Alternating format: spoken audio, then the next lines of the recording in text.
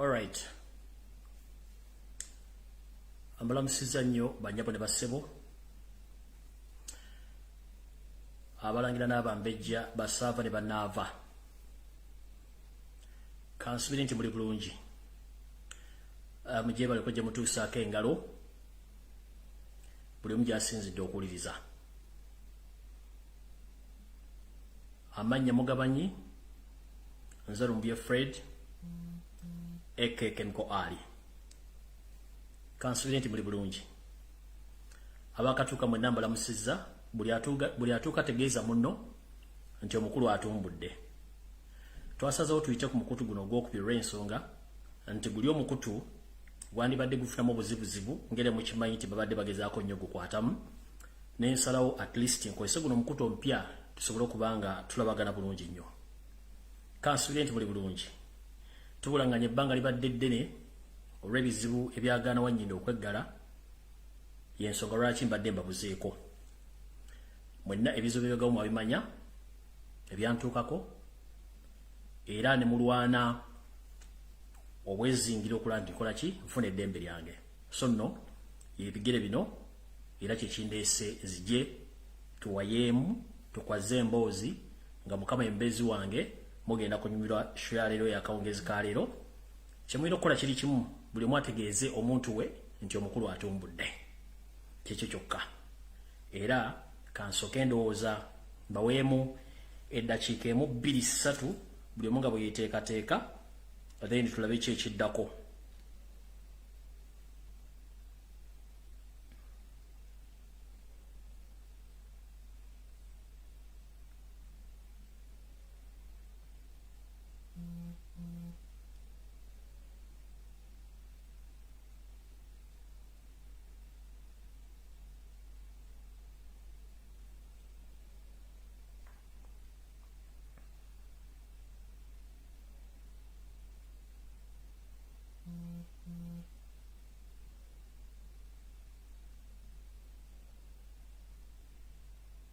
Embasa makala kikamu kokka olw'ensonga nti nina byenkyanoonya wano ku ssimu yange lwakuba ndowooza obedde balomboloozi gambuza njagala n'essala y'omuntu gye yampadde wano naye ndowooza simanyi essala ya muwala ya mukyalo ono simanyi essala eri ludda bannange munansonyiwa naye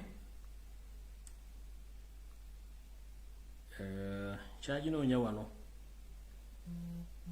kubanja natutandike n'essaala tuyoke tugende maaso. All right,essaala ngifunye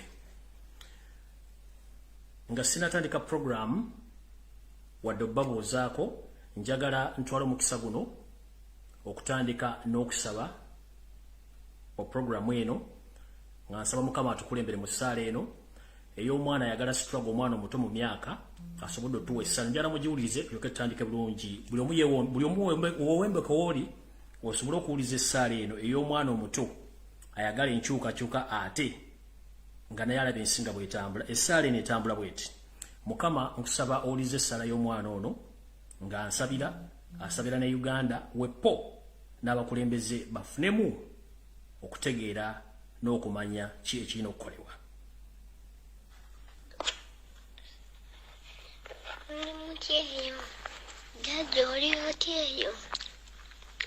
Muri mutyeyo Mukama akume naffe gye tuli eno tuli bulungi musiibye mutya Mukama akumya tukyali balamu mu linnya lya Yesu. Mukama afaayo Mukama era naffe gye tuli eno Mukama atukumye nga tukyali balamu Mukama.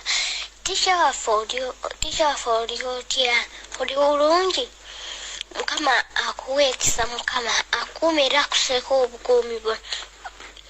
Kale kambasabireko mu linnya lya Yesu Kristo Mukama ayi Mukama Katonda waffe nga tujja maaso go Mukama nga tukusaba obukuumi n'obugabirizi nga tikyaffe nga tumuteeka mu mikono gyo Mukama omukume Mukama omuwa ebigambo ebyokwogera Mukama osaanidde oluwakitiibwa oluw'amaanyi oluw'omukulu oli munene taata waffe jangu otuwa amaanyi jangu tukuze n'omusaayi gwo Mukama gwefeera n'ozuukire Mukama jangu otutaasa Mukama tukowole Mukama osaanidde okusinzibwa jango tukulembere mukama mukama osaanidde okusinzibwa mukama gandeta ticha mikono gyo mukama mukumu omuseeko obukumi bwa Yesu taata mugabirire mukama taata wange oli mukulu oli munene gwe yafeera n'ozuukira jangu otutaase mukama osaanidde oli w'amaanyi tenoomu akufaanana tenoomu akwenkanisu jangu otaase tisha waffe mukama omuseeko obukumi n'obugabirizi mukama bamalayika gyeri emugulu bamuwambaatire ekisa kyo kimuwambaatire obukumi omuwambaatire Yesu osaanidde okusinzibwa osaanidde okutendereza mukama gwe yafeera n'ozuukira mukama muwa ekisa kyo mukama muwa obukumi bw'omukama tomuganya ndwadde zonna kumutuukako mukama omukumi mukama omuwa amaanyi osaanidde okusinzibwa osaanidde okutenderezebwa mukama taata oli mukulu mukama nga tubanyika musayi gwa Yesu yonna gyali mukama muwa ekisa mukama mukumi mukama yonna gyagenda okolera mukama omukulembeze bulungi mukama osaanidde okusinzibwa osaanidde okutendezebwa mukama gwe yafeera n'ozuukira osaanidde okusinzibwa mukama oli mukulu tenoomu akufaanana tenoomu akwenkana Yesu taata wange jangu otaase otukuwe mukama nga ticha waffe tumukwata mikono gyo mukama nga tumukuwa mukama gwe yamutunda mukama muwe ekisa mukama osaanidde okusinzibwa osaanidde okutendezebwa mukama taata wange jangu otuwa amaanyi bannayuganda bonna bukana tubanyika musayi gwa Yesu naye yennyini tubanyika musayi gwa Yesu gyali yenna famire yonna mukama tubanyika musayi gwa Yesu osaanidde okusinzibwa osaanidde okutenderezebwa mukama obawa ekisa mukama omuwa ekisa mukama mukume mukama omuwa obugabirizi taata wange oli mukulu oli munene tenoomu akufaanana tenoomu akwenkana osaanidde okusinzibwa osaanidde okutenderezebwa mukama gwe yafeera n'ozuukira mukama jangu omuwa ekisa mukama mu linnya lya Yesu mukama omuseeko obukumi bw'omukama bamalayika gyeri omugulu bamuwambaatire ekisa kyo kimuwambaatire mukama osaanidde okusinzibwa munyika musayi gwa Yesu mukama ng'ayogera eri eggwanga mukama omuwumuza mukama omuwa amaanyi mukama era omukuumi mukama osaanidde okusinzibwa taata osaanidde okutenderezebwa mukama jangu otutaase mukama abantu bangi baagala mukama munditisha wawe mukama osaanidde nga bakaba mukama nga bajjoni mukama osaanidde kakati mukama tumunyika musayi gwa Yesu ate nga alina emirembe mukama osaanidde okusinzibwa osaanidde okutenderezebwa mukama oli w'amaanyi oli w'ekitiibwa tenoomu akufa. Amiina. Essaala ya mwana muto munnayuganda ayagaliza eggwanga emirembe era ayagaliza tikyamwe emirembe ayagaliza munnayuganda abatuddeko wano mu maaso emirembe byonna tubisaba nga tuyita mu linnya lya Yesu Kristo owanga analamula emirembe n'emirembe. Amiina. Mbalamusizza nnyo bannayuganda mwenna buli mukyasinzira okuwulira mu kitundu kyonna ekyensi ng'oyagala enkyukakyuka oyagala emirembe mu Uganda nkulamusizza gyebaleko gy'otuusaako engalo nga bulijjo ntera kulamusa ku bannayuganda buli mukyasinzira okuwuliriza abawangali mu ggwanga erya Amerika mu kitundu kyonna ekya Amerika gy'oli abali e Canada abali e Brazil n'ezija ku lukalu lwa Bulaaya abawangali mu lukalu lwa Bulaaya mwenna balamusizza mu ggwanga erya Bungereza ku lukalu lwa Africa ku lukalu lwa Asia ku lwa Middle East n'ewaka mu Uganda weponi mu East Africa mbalamusizza nnyo sijja kulanda ggange eyajja okusaba eryato ne balimutwalako ngazze mu mboozi njagala kutangirawo mangu nnyo naye mu ntandikwa ey'olwaleero njagala kutandika bwenti kitalo nnyo ddala mwenna baviiriddwako abantu bambwe mu njega yonna ezeegwa mu Uganda naye kyakusooka kya byonna njala sooka kugamba nti gusinze ayi Ssaabasajja Kabaka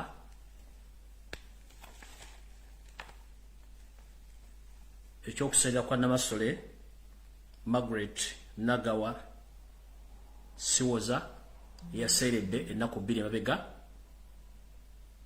Mukama amuwumuze mirembe kubanga ffenna lyekkubo gye tulina okulaga enjawulo ya budde Ssaabasajja gusinze naye Namasole Mukama akuwumuze mirembe byonna ebyakusobako Mukama bikusonyiwe ateekewo minzaani wakati w'ebirungi by'olesenga okoledde eggwanga ne Buganda n'okulera Ssaabasajja Kabaka omutuusa waali Namasole Nakabutuzi eyambutuza oyamuleka n'olyoka okwasaganya Ssaabasajja okumutuusa w'omulese Mukama akuumuze mirembe. Mu kkowe erimu era nga lyakusaasira mu bbanga lye mbadde nga ndi emabega w'emitayimbwa emikono gitawumira muwemba oba ntungo, njala kusooka okutwala okusaasira kwange eri ekkanisa y'Abasodokisi bonna ewangaala ne Lamula mu nsi yonna naye eno nsinzidde mu Uganda olw'okuviirwako kitaffe mu Katonda Yona Lwanga, kitalo nnyo ddala bafamire y'omugenzi Yona Lwanga, Mukama bagumye olw'ensonga nti naffe era kyekiseera nti enjawulo ya budde nti atuwa obulamu atera yabutwala naye ogenza otya. Mukama akuumuze mirembe Bishop Yona Lwanga eyakola kyonna ekikyamu okutuusa wooli ssaawa zino naye ajja kuba akugoberera. Nja kutwala okusaasira kwange era eri ab'ennyumba y'omugenzi eyali omumyuka wa poliisi omugenzi Paul Lokech.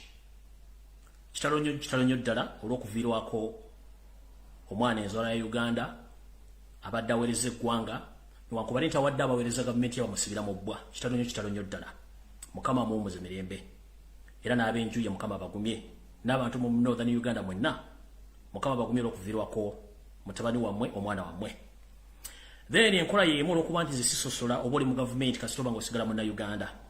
Njala tutwala kusaasira kwange eri ab'enju y'omugenzi General Pecos Koteesa. Kitalo nnyo ddala okuviirwako taata wammwe muganda wammwe era naye yatufaako nga nkyali mu kkomera naye nga mujjukira bulungi nnyo nali namugambako nti bayinza okuba bamwetaaga babasinga okuba nga beetaaga obulamu bwe era ne babutwala. Kitalo nnyo ddala. So naawo era njagala okutuusa okusaasira kwange bannayuganda bonna abafiiriddwako abantu baabwe bwepo ne baganda baffe mwenna abali mu makomera abali mu kubonaabona buli omu gy'ali Mukama abenga akukingiriza osobole okuyita ng'oyita mu mbeera eyo yonna.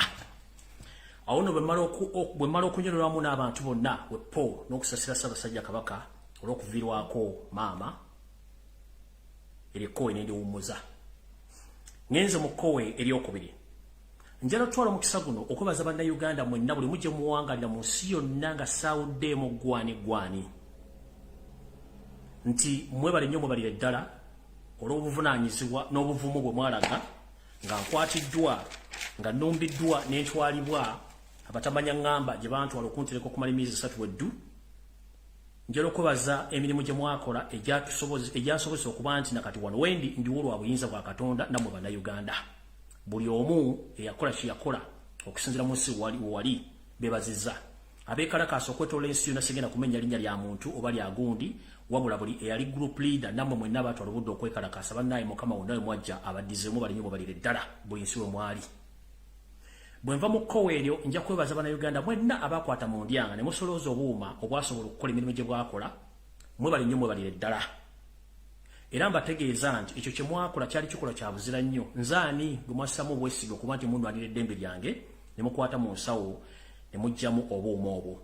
Olw'okuba nti ebyokwogera nabingi ate nga mwandyetaaze okumanya biki ebiddako, njagala kusaba mbategeeze nti olunaku olunaddako nja kubategeeza obuuma bwe nafuna era nja kusaba bekikwatako abaakuŋŋaanya obuuma bonna musobole okuba nga mutegeeza bannayuganda be mwakuŋŋaanyaamu obuuma ensaasaanya y'obuuma obwo nange oluvannyuma nje ntegeeza ensi yonna obuuma bwe nafuna olwo tujja kuba tuzze ku mulamwa omutuufu ogw'okulaga ennyingiza n'ensaasaanya. Naye nga njala okubaza mwenna bannayuganda buli omu yatoola ennusu nti we bannyo balire ddala wonna wajja Mukama akuddizeewo.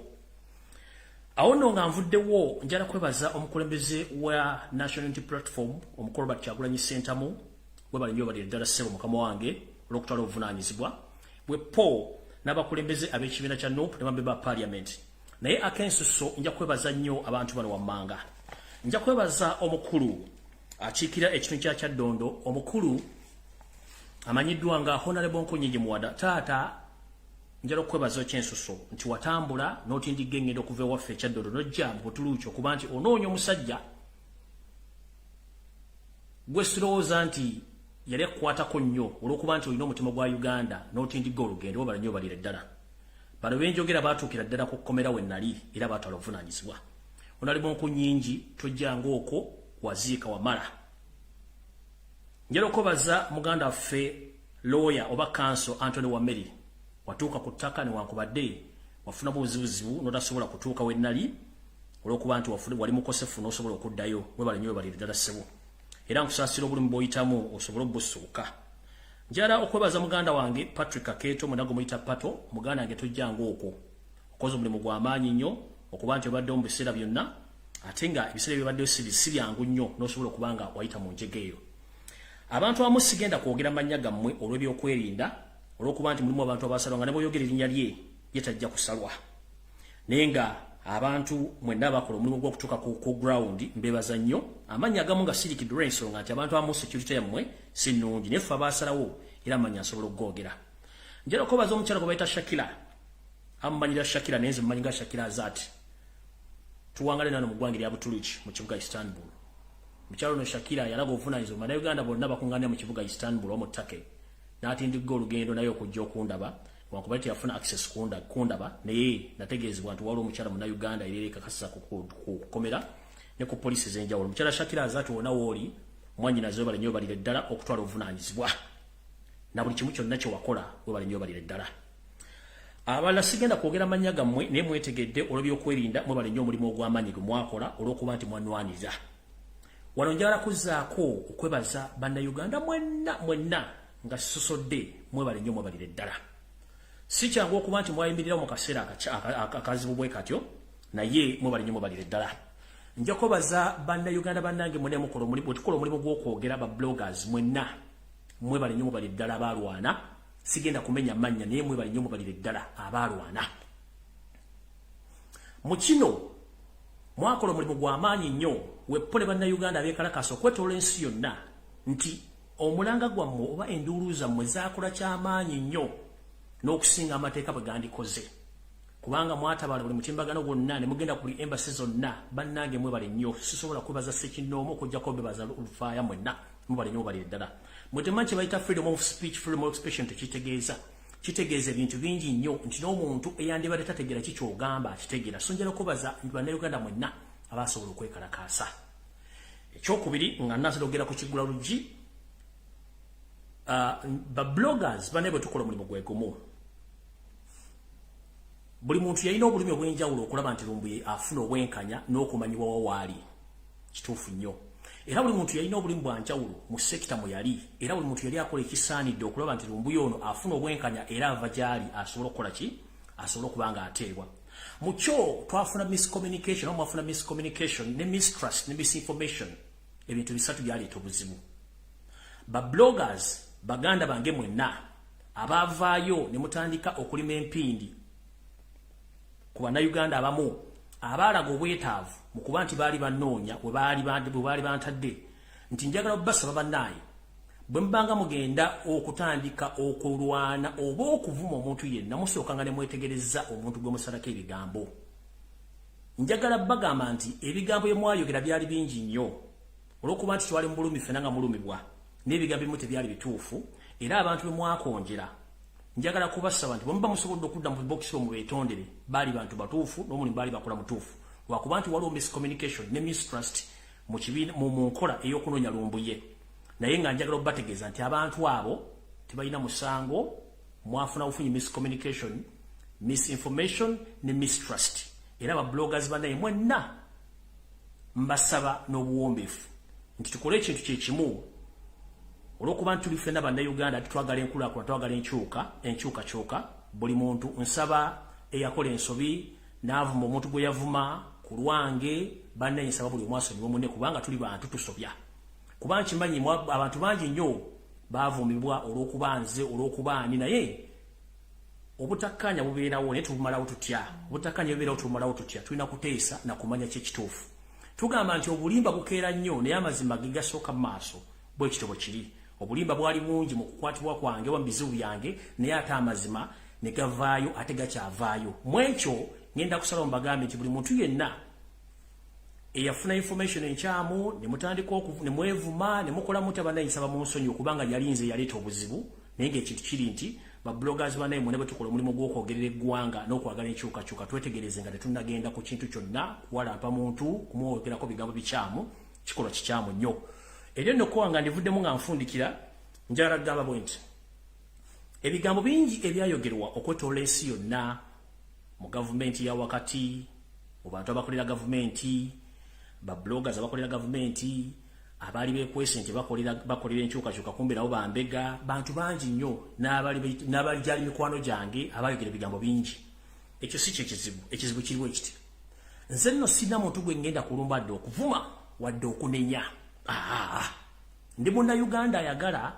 enkyukakyuka ey'emirembe atagenda vuma muntu wadde okulumba omuntu n'omu oba wanjogerako ekibi kyonna mukama akuwa omukisa oba wankonjera ekibi kyonna mukama akuwa omukisa oba wayogera ekigambo ekitakwatagana ng'empale za mukama wo Yosefu tabasire mutano wakalekyeze mukama akuwa omukisa ekyo si kizibu kyange ekizibu kyange kiri nti mwenna mulina ekirwadde ekyabayingiramu kye bayita Yosefu tabasire mutabani wakalekyeze syndrome sisobola kunenya kubeere buloga kubeere munnamawulire kubeere TV. I can't blame you.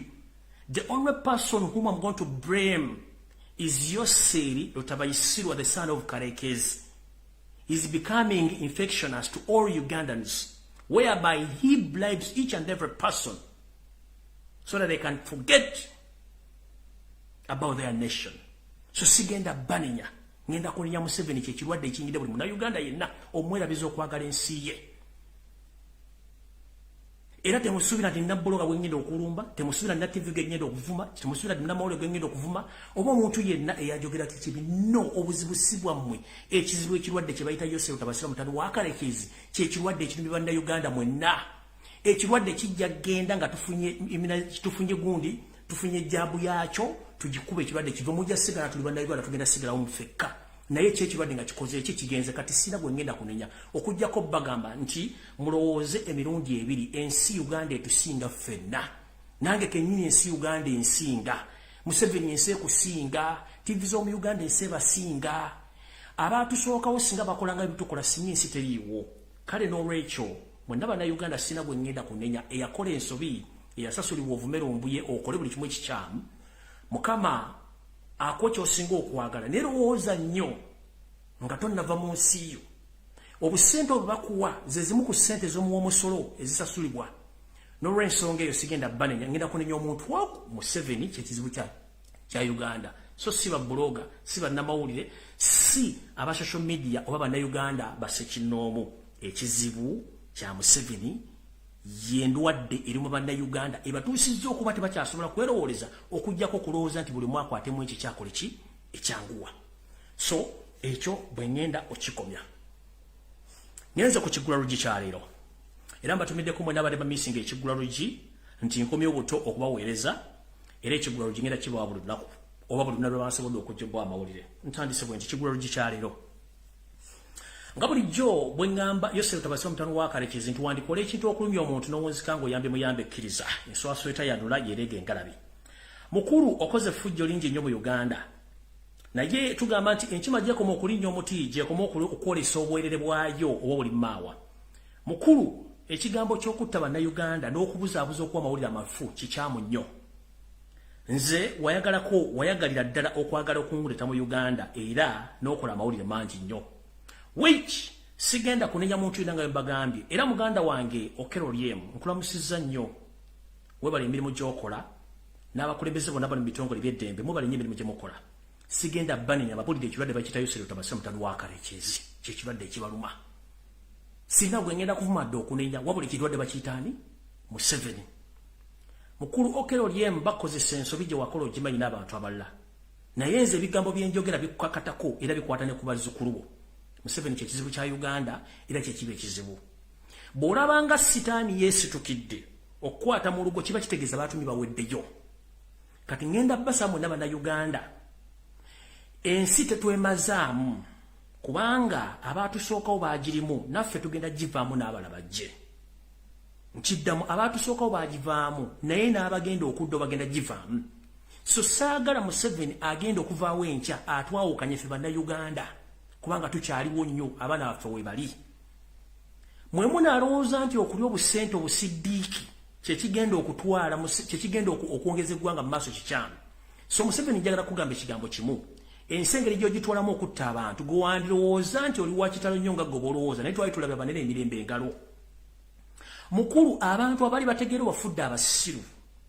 Mukulu abantu be twatulowooza nti bategeera ate kati bategeera. Gwe kennyini weefudde nti otegeera ate naye nga totegeererako ddala. Nze njagala kugamba ekigambo kimu wantuusa gye natuuka naye ate olina kyewankolera ky'otamanyi. Nkiddamu wantuusa gye wantuusa naye olina kyewankolera ky'otamanyi. Ninjala kugamba nti nze nga nze Lumbuye Chemical Ali sikutya sina muna Uganda gwentya nga njogera amazima kuba kinkakatako mu constitution ya Uganda okwogera amazima. Oba oyagala oba toyagala results z'obwenzi tuzirabira mu kufunisa lubuto mukazi kufuna siriimu na birwadde bya bukaba gye mukolera ebintu byammwe ffe tetubaayo naye ate bidda mu public. Kitegeeza nti omukazi bw'agenda ne bamuwasa n'afuna obufumbo obutukuvu ekiva mu kikola omusawo gy'atabaluba lubuto agenda okuzaalisa omwana oyo abeera omusawo naye tabeerawo nga mukola ebintu ebyo. Naffe Museveni bw'oba okola ebintu by'okutulugunya abantu n'okubuzaabuza banaga tetubeerayo naye bidda ate bijja kufuluma. Nze okukwatibwa kwange kwalaga Uganda ne bannayuganda ebintu bye mbadde mbagambira ebbanga eddene omusajja afugidde eggwanga ku bulimba mpaka nakati abatakyakkiriza nti obulimba we buli. Mujja tegeera nti omusajja gwe muliko Yoseeri Tibahabulwa Lutabayisirwa mutabani wa Kalekezi nsanga bisibe nsi yaleeta muzeyizedde. Bwe ngamba nsanga bisibe yasanga enseeteredde buli kimu nga weekiri n'abyonna n'abisula n'abiddusa. Nsi yaleeta talinaako ntandikwa wadde enkomero wadde address oyo gwe bayita nsi yaleeta. Mukulu nsi yaleeta Yoseeri Tibahabulwa Lutabayisirwa mutabani wa Kalekezi nsanga bisibe muzeyizedde. Weewumuzeeko. Okoze fujjo lingi ku bannayuganda but with the time we will pay heavily.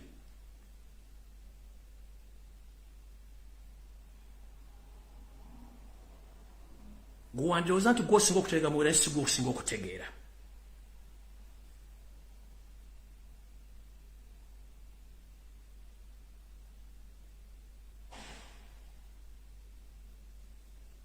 Era ekigula lugi nkifundikidde nga nkutegeeza.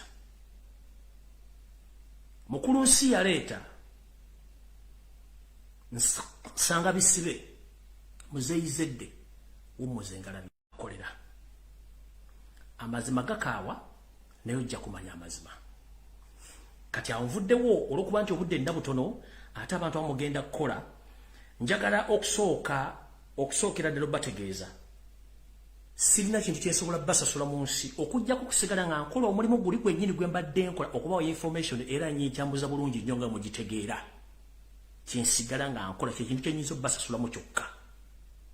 1 maze emyaka egiwera gigenda mwena sikola nga nkolera ggwanga kukyuka. Ntuuse n'okugenda mu kkomera nga nkyolera ggwanga kukyuka. Kyemwansasulamu kisinga bye mbadde nkola mwebali nnyo mubalire ddala. Kyenyiza obbasasulamu kwe kusigala nga mbaweereza n'okubagulira information yonna nga bweneeba era bwe naaba nga ngifuna ngenda gibawa era nga njagala tandika n'olwaliro mbaweeko ku information gye nnina mujja tegeera. Olw'ensonga eyo kwebaza kwange n'ekigula lugi bikomyano kati video entuufu etandise.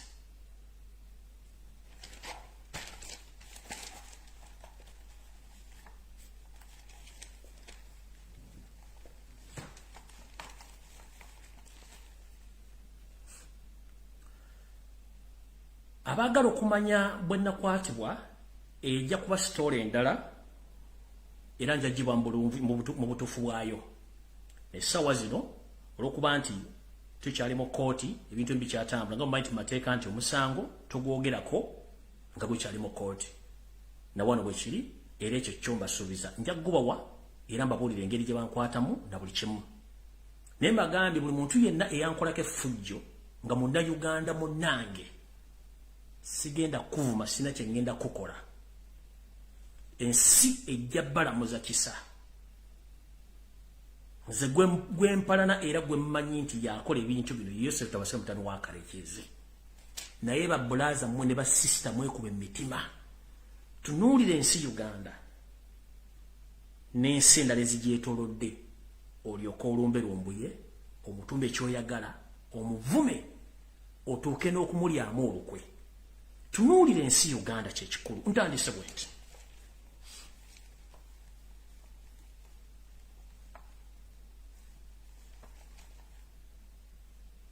Mbadde nga mukomera ebiseera bisinga nga seralikira bulamu bwange. Naye nga neralikira nnyo abantu basatu. Wesiri. Nga neralikira nnyo Ssaabasajja Kabaka Ronald Muwenda Mutebi II Magulu Nnyondo olw'obulamu bwe, olw'ensonga nti ensiga zimwetoolodde era ekyo kyambiranga ku mutwe. Neralikira omukulembeze w'eggwanga omulonde Robert Kyagulanyi Ssentamu, obulamu bwe n'ensiga naye zimwetoolodde. Neralikira bannayuganda mwenna wamu nga saawuddemu olw'ensonga nti kino njagala nkibagambe mukiwulire. Mu nsi yonna Uganda ekwata kya mukaaga okuba nti yeesinga bambega mu nsi yonna abali ewaka n'emitala w'amayanja nga basasulwa ssente z'omuw'omusolo. Wandirowooza nti ne neighbour wo akulya emitwe toba ebinannamiro nti munnayuganda munno naye ng'ate embega awedde emirimu. Omwami ono alina bambega mu buli kitongole kyonna ekinene mu nsi yonna kye mumanyi, whereby nti employinga n'abazungu bamubegere. Recent waliwo omuntu gwe baakwata mu home office ya Bungereza nga abadde embega wa Museveni. Era abantu abasinga obungi abammibwa obutuuze bwa Bungereza n'abaatikibwa okuva e Bungereza yali nsonga ya mwami oyo embega wa Museveni gwe yali ataddeyo. Omwami ono alina bambega mu International Criminal Court. Omwami ono alina bambega mu UN nga n'omu ku bambega b'abakulu ye mukyala Winnie Byanyima n'abantu abalala baliyo abakulu emuluza nti bakugunavu. Mu Parliament ya Bungereza alinamu bambega abamukolera bye yasasula ebizimbe amini bye yaleka amaze okusasula. Mu ggwanga erya Amerika alina bambega abali ku street bannayuganda omuli abakazi n'abasajja ababega abatambuza kanyo kawulire era nga bannayuganda bafunye obuzibu. Mu mawanga ga Afrika tomala, mu East Africa tomala, mu Uganda kye kizibu nnyo ye namba 7 mu kuba nti alina bambega abangi mu nsi yonna. Naye nga abantu bano tebabega on behalf of the benefits of Ugandans. These spies, they spy to protect Museveni in power, not something else. They are protecting him to stay in power, but not on the behalf of Ugandans. Ensendala zina bambega abebika ebyenjawulo abazibegera ku lw'abannansi baazo, naye Museveni bambega be babega kubeezaawo gavumenti ye na famire ye. Nkimanyi onyodde bulungi. Kyova olaba ne bwemuwandika petition mu International Monetary Fund, Museveni ayirayo bambega be abamukolera. Abasasula ssente empitirivu mu dollars, abalala yabawa ebirombe bya golodi, abalala yabawa ebirombe by'amafuta, buli kimu kyo kyayagala akikola. Okuba waka katono nnyo nga sinagenda maaso. Omwami ono bwe twali mu kalulu ndoza mwalaba ebyava mu kalulu, omusajja twamuwangula flat. Naye njagala bajjukiza nti ekizibu kye tulina mu Africa ne mu nsi endala ezikyakulaakulana, tulina ekizibu kiri kimu nti tukyali mabega wa mitayimbwa egy'abaatufugako oba abaatukolonizinga. Indirectly bakyatufuga nga tetumanyi. Era kyova olaba ono omwami assa abantu yakyasinza okutta abantu ku kalu Africa teryamunyigako kubanga is protected by those international spies abali mu international bodies, whereby nti n'ebikolobero byakola byonna tekyali amunenya kubanga ayinayo abantu amuterayo akabega. Ekyo sigenda kulwawo. Ngenze ku nsonga enkulu. Ensonga enkulu ey'eggwanga okulitunda, ekyo nze nkibagamba buli lunaku nti eggwanga Uganda lyatundibwa nga mulowooza nsaaga. Eggwanga Uganda Museveni yalitunda ne muganda we mu Kuteesa ne mukyala we Judith Museveni. Olwewe twogerera amagye ga Uganda gagenzedde Congo naye tegagenzeeyo leero, gagenda almost omwezi mulambe mabega. Kati eno message njagala egende eri ekibiina kya National Unity Platform ekikulembera Robert Kyagulanyi Ssentamu ne baganda bo bonna. Ekisookera ddala ekyatutte amagye ga Uganda ogende Congo mu kimanyi nti ADF kibiina kya Museveni yakyetandikirawo yagenze nga balina akatego ke baagala okuteeka mu Robert Kyagulanyi Ssentamu n'ekibiina kya National Unity Platform. Museveni njagala oveewo wakane nti ADF si kibiina kyo nga ne yali akikulembera gwe omulina eruzira naye nga tatasiibayo eruzira kubanga omusasula omusaala buli mwezi ate ng'ekiro tabeerayo abeerayo misana.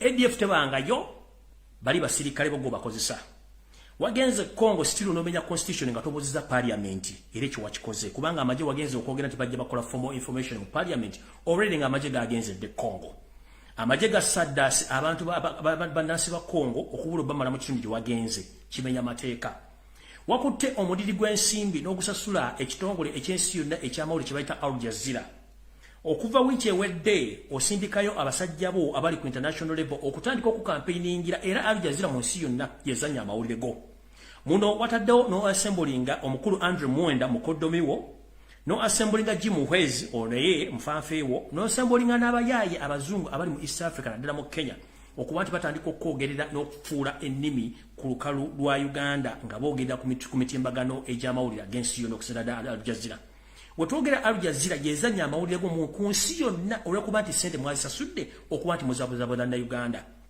nkimanyi ne bomu ezaakuba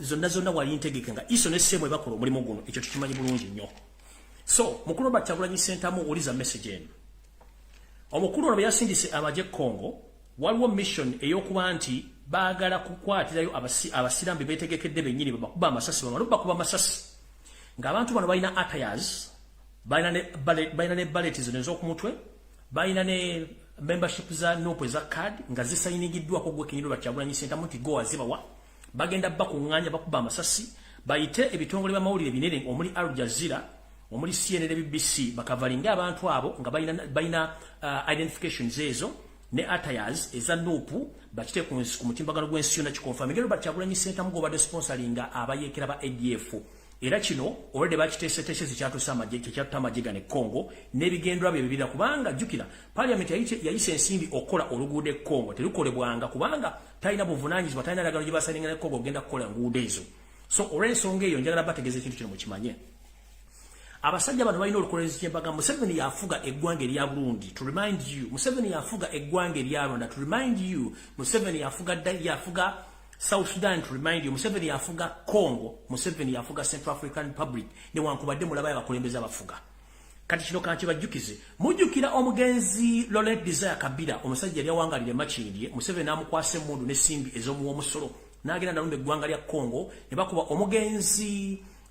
omugenzi Seseko Mobutu Wazabanga ne bamujja mu bukulembeze Laurent Kabila n'atwala bukulembeze Laurent Kabila ono yalina omwana omujja na nnyina gwe bayita Kabila Junior ono yakavaako recently omwana oyo yali mutabani wa mugenzi Kabila yali mwana mujja na nnyina ate ng'omwana oyo munyarwanda pure okubategeeza kino omwana oyo omukubadde bakolera Museveni ensimbi empya nekadde mu ggwanga erya Congo si mwana wa Kabila ate mwana munyarwanda era nga ne contract zino bakola mu Congo omwana ono yabadde aziyisamu nakati weziri wetwogerera essaawa zino kino kigenda tambula kitya omwami ono osanga bisibe muzeyizedde ensi yaleeta musajja mulimba bulungi nnyo ate yeekweka bulungi nnyo tayagala mu exposinga ekintu ky'okuba nti batutaza nupu baagala kikozesa okusibirako Robert Kyagulanyi Ssentamu kubanga bakimanyi nti Robert Ssentamu bw'aba kyaliwo tewali kigenda kukolebwa mu Uganda ku nsonga ze balina ez'okukyusa obukulembeze mu kino era kye kimu famire y'omugenzi Sheikh Kirevu gwe bakuba amasasi eri mu kattuko ekamu nti famire abaana n'abakyala baabawamba bali mu safe houses ez'enjawulo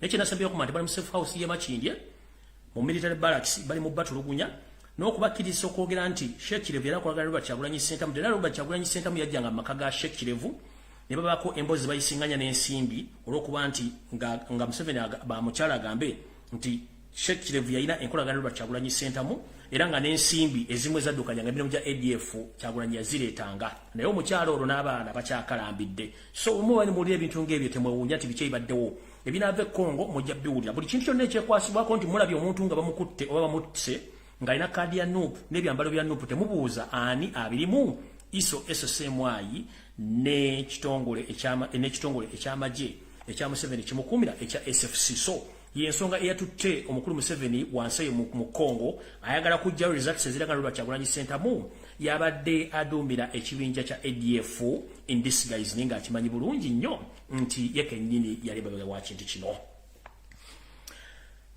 ago gawedde ngenze kumalala twade tuli awo nga muwulira amawulire nti China yatutte ekisawe kino baali bakitwala dda naye nga batya buti kwogera nti China yatwala ekisawe kino naye nga China tetwalanga kisawe kino kyokka ku ndagaano Museveni ze yasayininga nabagamba nti abantu bano tebasomanga mulowooza nsaaga kya bulijjo mu mateeka nti eggwanga bwe baligenda okuwola ensimbi bayita mu kakiiko ak'ebyenfuna mu parliament ne bateekayo okusaba kwabwe parliament n'ekukkiriza ne kulyoka kusiteekebwa mu bitongole by'enjawulo by'ensi yonna ne balyoka basaba omusimbi. Yosef Tabasira mutano wa Karekyezi Muzeeyi Zedde ensanga bisibe ensi yaleeta yasituka ne muganda we Sam Kuteesa wepo ne mukyala we Janet Kemba bazibombi ne bagenda mu ggwanga lya China ne basayininga endagaano ezitunda ebyamaguzi n'ebyobugagga bya Uganda abantu basatu nga tebategeeza ku parliament bo ne basayininga endagaano mu kisinga okusesa era ekikwasa ennaku omwami ono nsanga bisibe ensi yaleeta atamanyiddwako nsibuko ye Muzeeyi Zedde Yosef Tabasira mutano wa Karekyezi endagaano ze yasayininga ezimu zaali mu luzungu bazivunudde n'endala ezitavunwa mu luzungu nga ziri mu China ate nga ziri mu bugambo butono nnyo bagenda okumala okwekkanya endagaano zino ze basayininga nga n'ebintu balina okuwaayo biyitirivu nnyo ku ssente ze babawola olw'okuba nti ssente bo lwazifuna ne bazikolamu ebyabwe endagaano ekomawo baluma bagenda okwetegereza endagaano givunula nga balina bingi nnyo ebyokuwaayo mu kisooka mwalimu ekisawo ky'entebe kyo kigenda mukkirize oba mugaane mukulu Makerere University nayo kwegenda okugendera mukkirize mugaane Nakawa nayo eyinza okugendera kusinziira ku baana abasajja be baagala Kyambogo University nayo eyinza okugenderako Jinja Dam Power Station nayo egenda kugenderako Kaluma Power Station nayo egenda kugenderako Lake Victoria eno baali bagiwaayo dda era najja ne bagamba nti Lake Victoria okulemba ne bannayuganda badde bavubavumu n'amaato nga n'ebinnyanja bavuba bina address biraga mu kitegeere nti ennyanja eno yali yagenda dda nga bo bagiwaayo dda mu bintu ebyo birina okuba mu bintu ebirala bigenda okugenda kamba jjukize mu bintu ebirala ogenda okugenda bye bino wano wammanga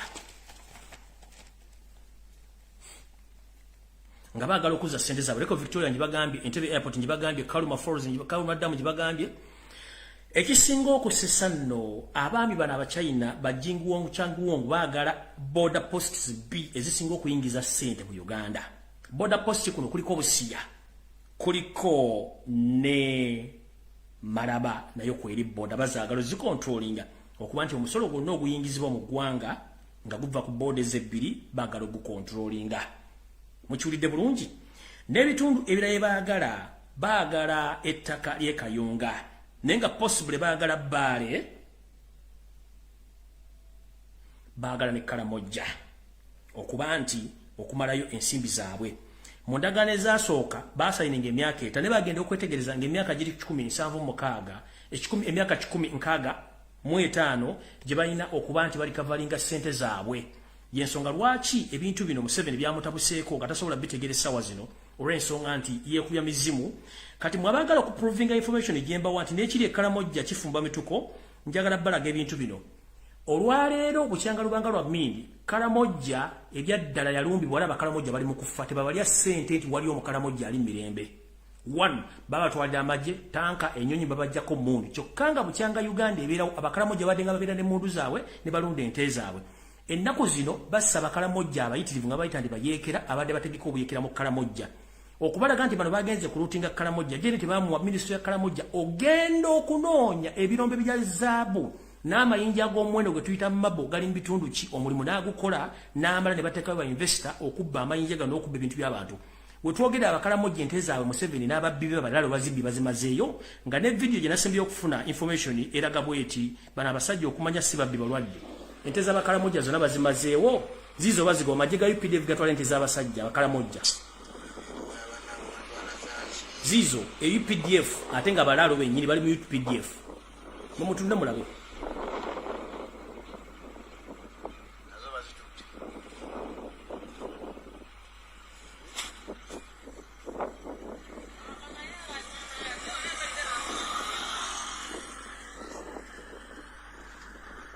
mulinde mulabe ente z'abasajja bali mu kuzibba eyo gumuyita nsi yaleeta nsanga bisibe buli kimu akitwala kati ali Kalamojja mu Buganda ettaka limulimye okutwala kati yagenze Kalamojja ente z'abasajja zizo zonna UPDF yezitwala zizo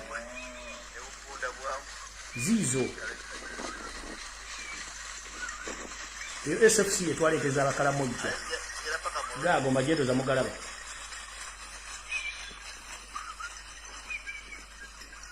awo banyamulege batwala ente z'Abakalamojja bali mu kubba ggwanga ddimalawo kati bagenze Kalamojja gisaanya ozize ente z'abasajja bazimazeewo gaaga amagye mugalabye wuuyo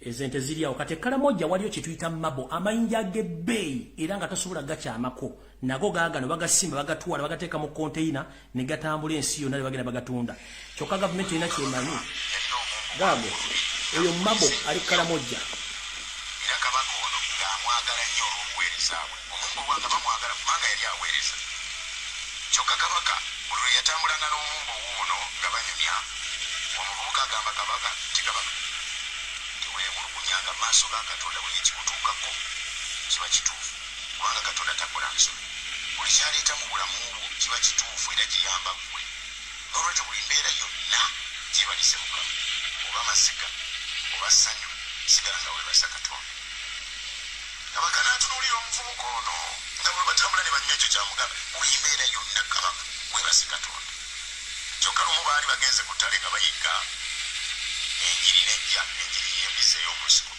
n'erumba kabaka omumbo ono n'alwana nnyo okutaasa kabaka we era awo sijja kulwawo nnyo kuba wudde tulina butono mukitegedde ensonga lwaki UPDF ne SFC bagenda e Karamoja kutwala golodi abazungu n'abawa ebirombe abayindi n'abawa okusimba ebintu ebirala abakyala ne batwala mabo kati ye n'ababbi banne aba SFC abanyarwanda batutte ente z'abantu zonna e Karamoja bazimazeeyo baganda baffe ab'e Karamoja bali mu kufa on the high rate batwalayo tanka for the first time ogenda okunoonya emundu okuzijja mu balunzi b'ente batwala tanka batwala ennyonyi batwala mamba it was not going to help those people to rescue them just they went there to cleanse those people to take their properties and their belongings and I'm informing the international community and the international medias, please stop defending Yosef Tibahabro Tabasira, the side of Karekezi Museveni. This man is a disaster in East and Central Africa, whereby he's good at camouflaging and lying. As we speak right now, so many Ugandans are rotting in safe houses or in torture chambers. So many people are killed and buried in mass graves.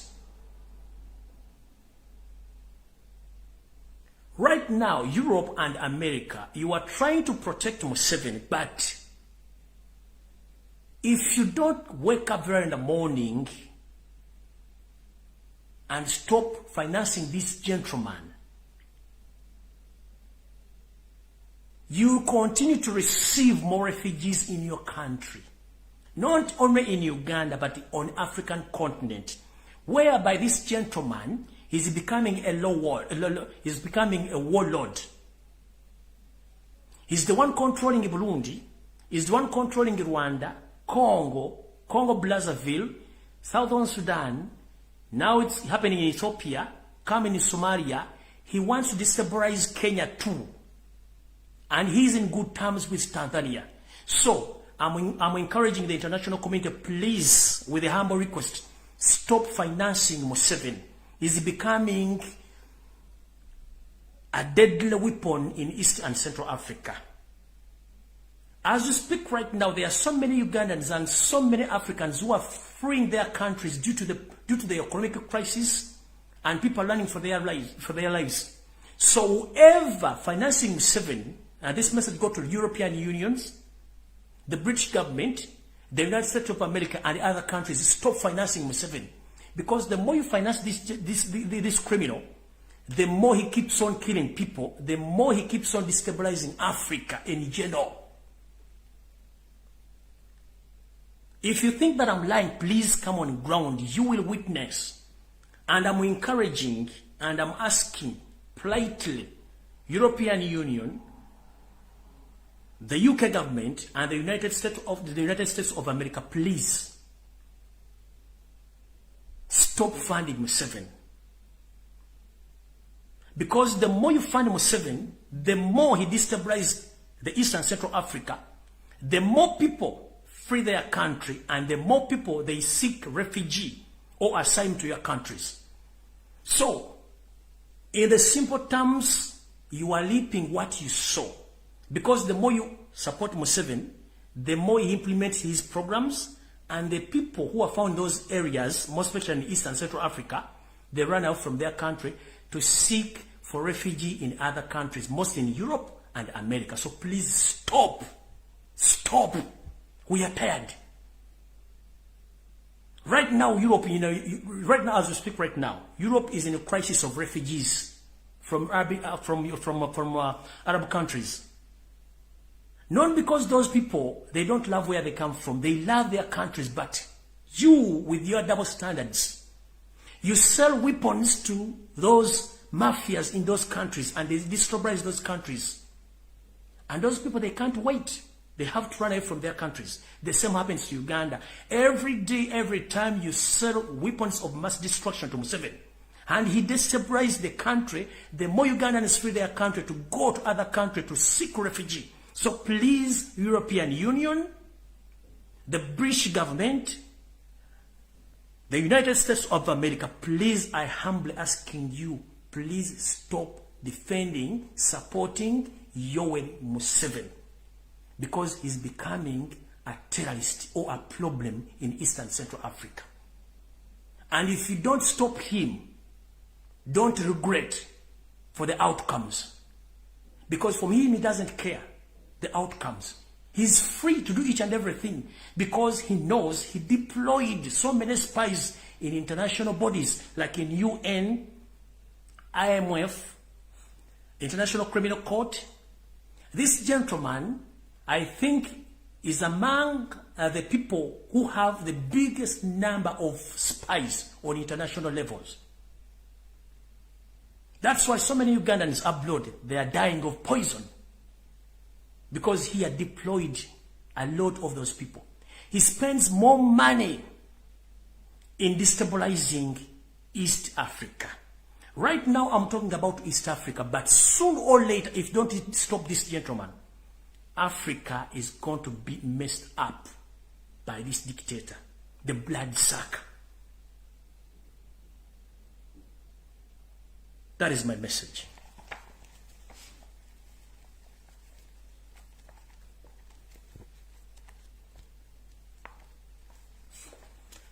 Eno message njagala egende eri bannayuganda mwenna abawangalira ku border eyawukanya Tanzania ne Uganda. Museveni njagala wakandi bwagenze Tanzania wagenze ku ndagano z'amafuta. Endagano z'amafuta zaggwa dda wakati wo n'omugenzi Pombe Magufuli. Ono omukyala afuga Tanzania mulina omukwano ogw'enjawulo era mulina endagano ze mwakola, endagano z'amafuta ne ziggwa. Ekyakututte Tanzania kikino wano. Okimanyi bulungi nti international organization ezisinga obungi ziri willing okujja mu Uganda okufindinga atrocities zotandise okukola mu Uganda, kubanga these governments or these international bodies, they are investigating the information they get from the ground that you are killing Ugandans and you are burying them in mass graves. As we speak right now, you went to Tanzania to camouflage that you were there for the sake of signing agreements of pipelines. No, those agreements were done some time back. You went there to seek permission so that you can hide your weapons of mass destructions which you produce in Kapeka Masulita, that is Royal District, and in the islands of Sese. And as we speak right now, within 1 week from today, you are going to start packing all those weapons on lorry-owned vehicles and you transport them to Tanzania, because you agreed with that madam who's ruling Tanzania right now to keep for you those weapons to hide the international community the truth that you are manufacturing and you are having weapons of mass destruction. And the other issue which took you there. From my reliable information, I was informed that the second request you made, or you asked from that leader of Tanzania as we speak right now, there are so many people with the evidence that you killed a lot of Ugandans during the campaigns of 2021 in January. And the young people from different parts of Uganda were killed and buried in mass graves, but most especially in Buganda region, in central region. And these people were buried in different mass graves in Kayunga, Sezibwa, Goma, Karangara, West Nile, Madugomba, Chifampa, Kalwanga Gomba, Kapeka Masulita, that is Ruwelo. And right now, you want to hide the evidence from the international communities or international bodies who are willing to come and investigate these mass graves. You ask for the permission from the Tanzania president to allow you to transport some of the dead bodies which you buried in these mass graves. Those are the two items which took you to Tanzania. And I think your request was accepted by the madam. So people who live nearby, Uganda and Tanzania border, starting this week, you'll be witnessing my information that big vehicles will be leaving Uganda, heading to Tanzania, taking unidentified commodities, but in particular, guns and dead bodies, which were resumed from those districts or those areas, have informed you above or below. The areas are Kayunga Saziwa, Goma, Karangara, West Nile, Madugomba, Kifampa, Karwanga, Gomba, Kapeka, Luwero, that is Luwero. So those are the areas which are full of mass graves where the young Ugandans, they were killed and buried, and some parts of Mabila forests. So Mr. Museveni, don't fool Ugandans that you went to Tanzania to finalize the agreements of the pipe oil. No. You had agent agendas, and those are the agendas which took you there. At first, you wanted to send Dr. Rwakana Rugunda to finalize that mission. Rwakana Rugunda failed to agree with you. You wanted to send Muhoozi Kainerugaba, but unfortunately, Muhoozi Kainerugaba, he can't even express himself. And he's not loved, local and internationally. So that option also failed until you accepted to go there on official visit, but which official visit had an agenda. That's why you didn't even spend there a full day. You went just there for hours because you had a mission.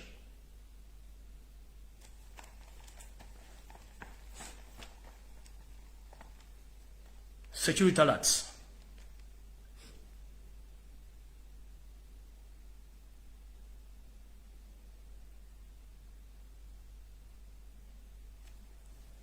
As we are preparing for the festive season,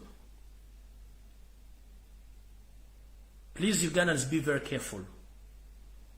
As we speak right now, the pandemic of coronavirus is spreading on very high speed worldwide. But remember, in Uganda, God's still favoring us so that we are still surviving. But Museveni and his mafias, they are planning a third lockdown due to coronavirus. They held some meeting with the Minister of Health, and they start doctoring some COVID-19 numbers so that they can broadcast, or they can start putting pressure on international community so that they can give them money as they did last time. But Mr. Museveni, please stop this. Don't drive us to the dead end. We've seen enough. Try to behave like a mature man, and for the first time love your country. And I'm mistaken, it's not your country because you're a refugee. You're a refugee from Rwanda, you have no history in Uganda. That's why you're behaving like that. How dare you go invest in European countries or in foreign countries and you don't invest in Uganda? Recently you went to Kenya, or you went to Tanzania, sorry. You funded and you constructed schools there, but in Uganda, schools are still closed almost for 2 years. 50% of Uganda economy is invested in Rwanda. As we speak right now, you are investing a lot of money in waging war in Congo, but Ugandans are suffering. 25% of the money, all the taxpayers' money, is being used on paying international spies. Stop this. As we speak right now, you had a meeting with the Minister of Health and you agreed that you are proposing to lock Uganda for a third time due to coronavirus. And Ugandans get prepared. In case this happens, don't say that I didn't inform you. Because this gentleman is wicked. He doesn't want to know. In the process, you know, last time when I was fighting with him about the things which we were planning to do during the pandemic outbreak in Uganda, he was planning to kill a lot of people. Indeed, he killed some of them, but he killed the prominent people. And right now as I speak, he's planning to kill some prominent people in Uganda. You know, there are so many Ugandans who don't understand Museveni's tactics. Museveni is not a friend to anyone. He's a friend to his family. The rest, you are just helping him to finalize his mission.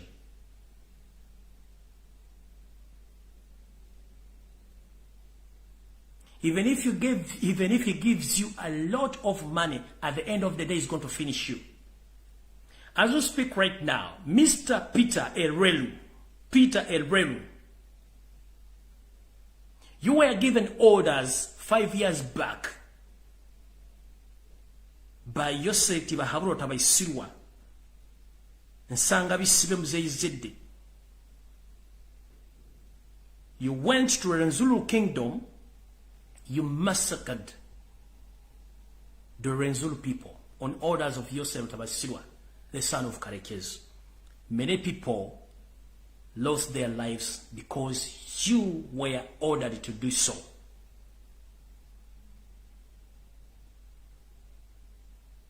You went on praising yourself and praising the man who gave you orders. You know that you wanted by an international criminal court, but before you be wanted by a criminal court, there is a mission of finishing you. Mr. Peter Elrelu, I told you that I'm a Ugandan who doesn't care whether you support Museveni or you're supporting another, or supporting Nup, or you're supporting what. No. I care about all Ugandans. And if I get information about you, I'll inform you and deal with it. Mr. Peter Elrelu, Museveni held a meeting last 3 days, and they agreed that Peter Elrelu, you know much and you are becoming a problem, and you might be a witness somehow, somewhere, when Museveni is overthrown or Museveni will be questioned about the catastrophes he committed in Uganda. So, among the people who will be questioned where did they get the orders, it's you, Peter Elrelu. So, be very careful if it is easy or if it is possible. I think you can leave Uganda with immediate effect because you are the next in the target. I told you Museveni uses people and at the end he dumps them. From dumping them, he eliminates them. So now Peter Elrelu, you are among the people who are on the assassination list. Be aware.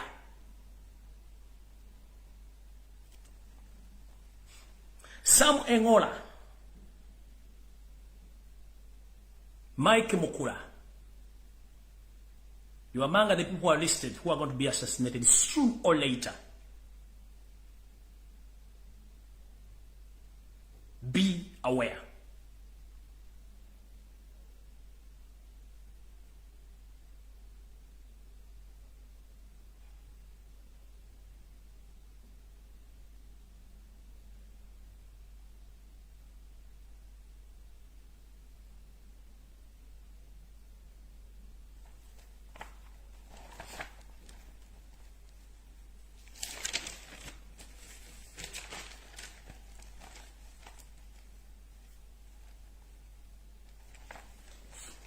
Ngenze maso.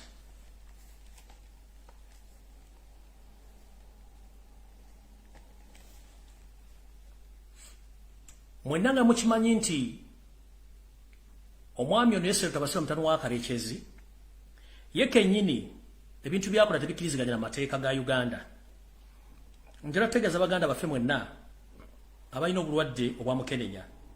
Mukimanyi bulungi temukkirizibwa kugemebwa olw'okuba nti mulina embeera etali nnungi. Naye ndowooza ensimbi ezaali zirina okukola ku nsonga zammwe mwategeera abantu abazibba.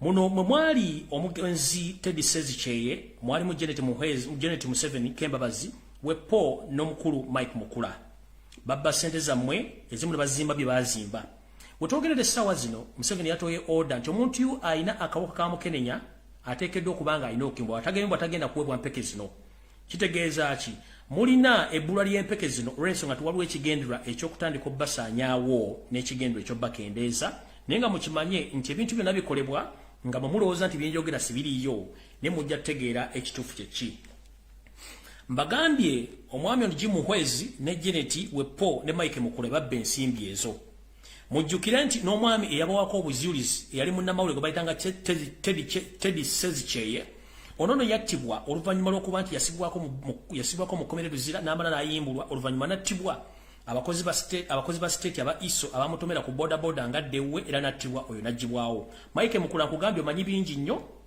ebikumanyisa ebingi ennyo wadde oli wa NRM Simegusimu president waawa kugambye oli ku assassination list ekyo nkikugambye kibeera nange okitegeera Mike Mukula okitegedde ngenze ku kirala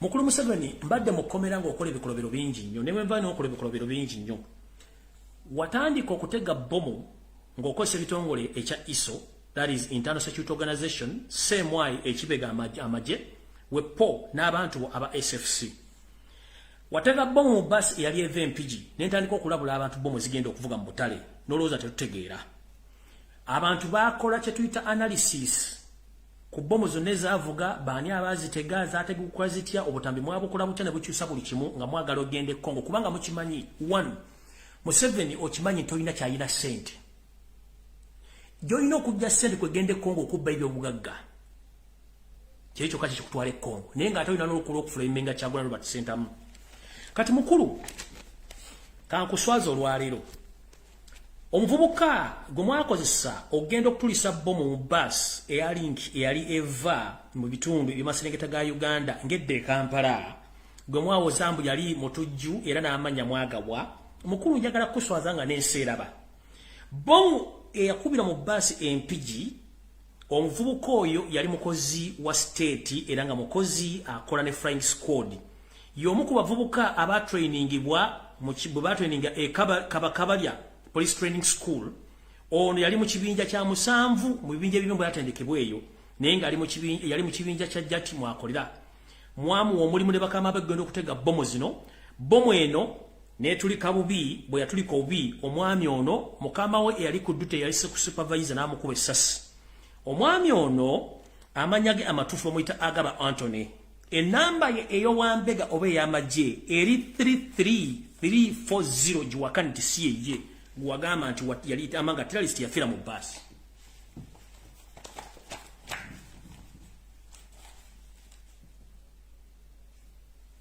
omwami eyabalukira mu bomu eyabalukira mu basi ya link empigi omwami amanyage ya Agaba Anthony enamba ye ey'amagye ey'owambega eri 33340 bomu yabaluka naye teyabaluka nga mwali mujagala omuvubuka ne mutusaako obuvune olwokuba mwate mwagala nseetegeere identification ye mukama we eyali ku jute n'amwekubira amasasi n'amutta mwene mugaa nti mwasse mutujju which is wrong.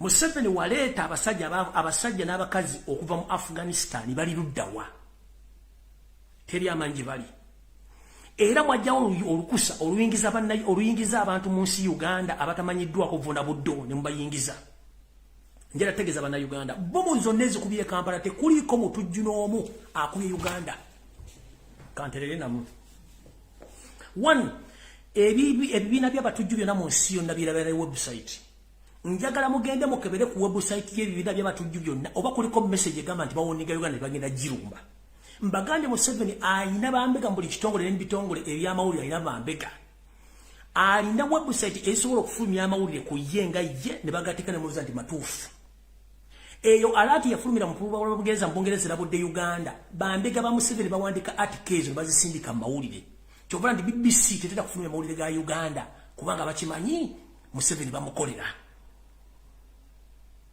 teri website eraga nti Uganda ino olutalo n'abatujju tekiriyo bantu babeeya bategeka teri mutujju ku ddala lya nsi yonna amanyikiddwa asobola kujja kukuba mu open space. The primary targets of the terrorists worldwide are the crowded places.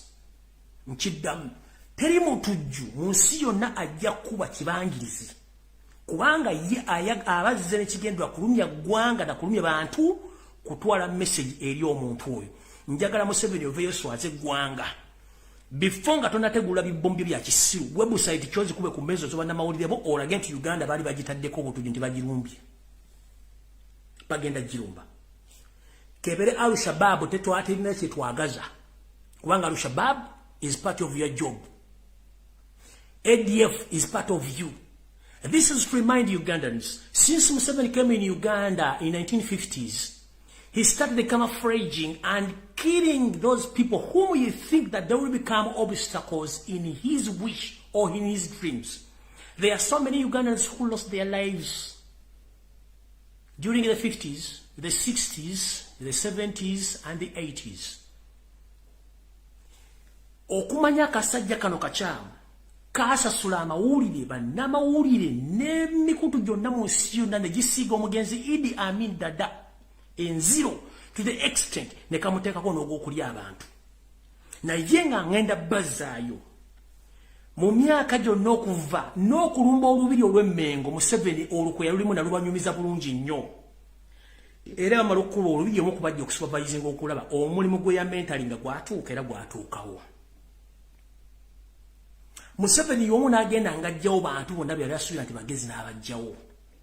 Museveni y'omu n'atuuka okuba nti ye yali mu lukwe era lwajjawo Obote bonna balutwa. Kati mukulu Okero Oryem wanjogerako ebigambo bingi nnyo, but this is to remind you. Abamu ku baali mu lukwe olwakunkumula kitaawo omukolo mu kibiina okumutuusa okufa yali Yosef Tabasira mutano wa Kalekezi gw'osavinga essaawa zino. This is to remind you. Kyenvudde nkugamba sigenda kuvuma kubanga tomanyi. Robert Kyagulanyi Ssentamu yatugamba nti atamanyi titamanyi mubeeramu abeera muyizi mu muyigirize.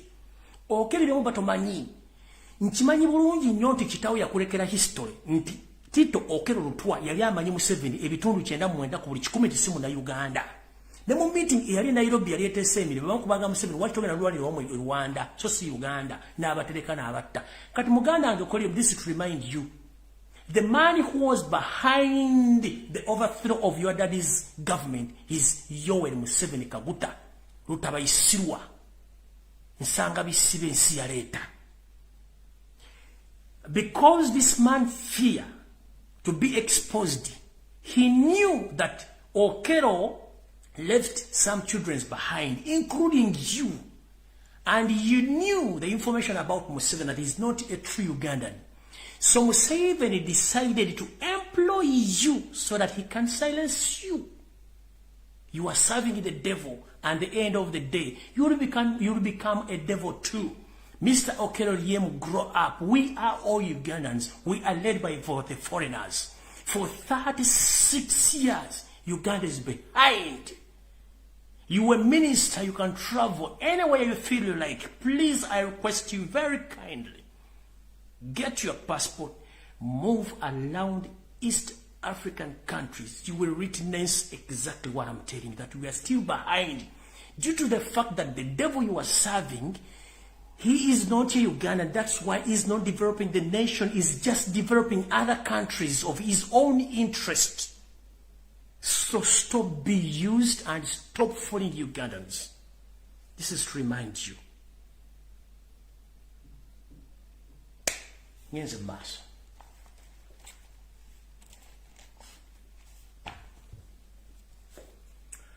Bomu bw'omala zikuba nga ky'oyagala pressure kuyitiriddeko. Mbazzayokko emabega mu 1970 Museveni ne banne baatandika ekibiina kye bayita Flonasa. Ekibiina kino kyajjanga kirwanyisa omugenzi Idi Amin nga bakola ebintu bino wammanga.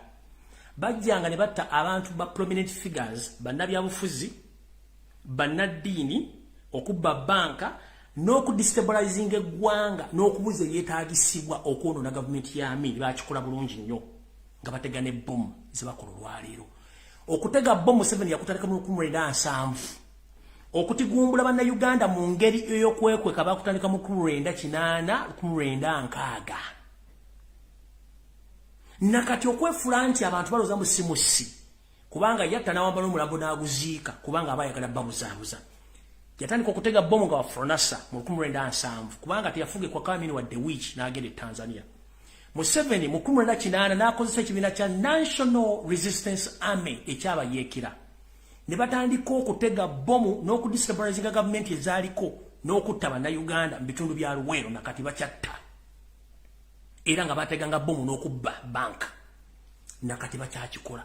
Mu 1900 oba 2000 Museveni y'omu akozesa ebibiina bino wammanga kubanga yamanya bw'ataba na bibiina bino tagenda kukola ne yeeterawo ISO ekitali mu mateeka, SEMO tekiri mu mateeka ne SFC tekiri mu mateeka. Bino ebibiina bino ebisatu bye by'abatujju.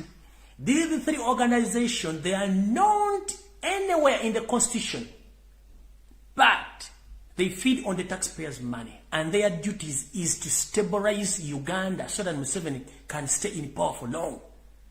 And they are the responsible for the bombing of Uganda, or the bombing of the capital city. Not Al-Shabaab, not ADF. Remember, ADF also is owned by Museveni, and it's a registered entry in his mustard seed book of camouflaging. Is the one behind Connie Joseph, who terrorized the northern Uganda almost for 25 years. He's behind the late Alice Lakwena, who is not known, even his siblings or his family. They're nowhere to be seen. So don't joke with this gentleman. He's good at camouflaging. So all those bombs which exploded in Kampala and the other suburbs of Kampala, don't be fooled and don't be like Museveni is behind of those bombs through using his own manufacturing entities, that is the International Security Organization, ISO, CMY, and SFC. There is nowhere in the world a terrorist can move with identification. There is no anywhere in the world a terrorist can come and explode the bomb in the open space. Nowhere. Uganda, as a country, and in particular in Kampala, the capital city, is among the crowded cities in East and Central Africa. How dare you say that the terrorists went to the open spaces at the Kampala police station and the Parliament Avenue? How dare you lie to people? Tulina tax park, tulina malls, tulina ebisa by'omupiira, tulina buli kimu n'ogamba omusajja yagenze n'akuba ku CPS nga n'abe kugamba. People stop being fooled. Kati okulaga nti bano abasajja bafu. Mbabuulidde omusajja agent eyafiira mu boom amanya ge ye agaba Anthony, force number eri 33340. Eyo entandikwa ya bomu. Kati bwomanga ono agent yatukira mu bus. Bamutta supervisor yamutta ate kati bano. Nyenze mu maaso.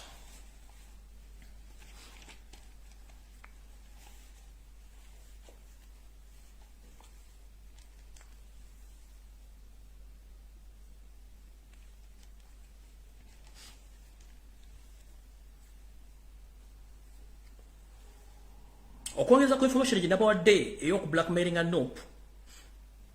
Waliwo power struggle mu State House wetwogerera essaawa zino. Ye ng'omuntu ayagala kivaamu naye atasobola kivaamu. Muhoozi abantu bamwagala. Oli omutunzi w'ebiwolo n'ebibumba abantu bamwagala kati waliwo obuzibu. Naye nga ye agamba Muhoozi yalina okufuga eggwanga kitajja kusoboka. M23 nayo ente ya Museveni era naye teralizinga Congo ku ssente z'omuwa omusolo. Wetwogerera essaawa zino nabagambye nti bano abasajja batwala ataza nupo omuli obukofiira uniform wepo ne identification already ziri Congo. Nkiddamu uniform za nupu omuli obukofiira ne kaadi ziri Congo ate nga nsayiningeko omukono gwa Robert Kyagulanyi Sentamu. Bwe munaawulira nti bakutta abantu abasiraamu nga babasse era batadde ku international medias nga baplayings nti Kyagulanyi abadde abafandinga n'ebintu ebyo bino mutegere butegeezi kye kigenda mu maaso era mukitegere bulungi nnyo. Enanga ne bano temuddamu kulimba ggwanga musirike busirisi kubanga kye mukola kya bulabe nnyo. Eggwanga mulifudde ekizibu abasiramu bafuukidde olukokobe ate nga mulowooza nti ensi tebalaba, ensi ebalaba. Ebintu bino saa 13 ndoddewo nnyo ndoza nja kubaddira olulala mbawo information edda kati right now njagala kukola kye tuyita summary bw'obufunze. Amawulire amala nja gabba olunaku lwa kuba saagala gaba wamangi. Ekisookera ddala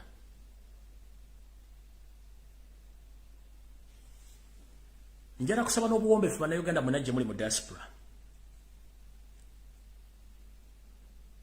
Mulowooze nnyo ku nsi yammwe okulowooza ensimbi. Ensimbi tezirina kye zigenda tuyamba. Mulowooze nnyo ku baana bammwe bagenda okuddawo. Mulowooze nnyo nga tonnalya mu munno olukwe, lowooza nnyo.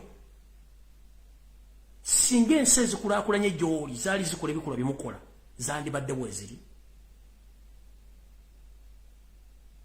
Ekyo ekisooka. Ekyokubiri, mulowooze nnyo ku bantu abatufuga nti si bannayuganda. Otuuka otya okunoonya n'okola olukunoonya lumwe bamutte naye ng'omusajja akuwadde order si munnayuganda.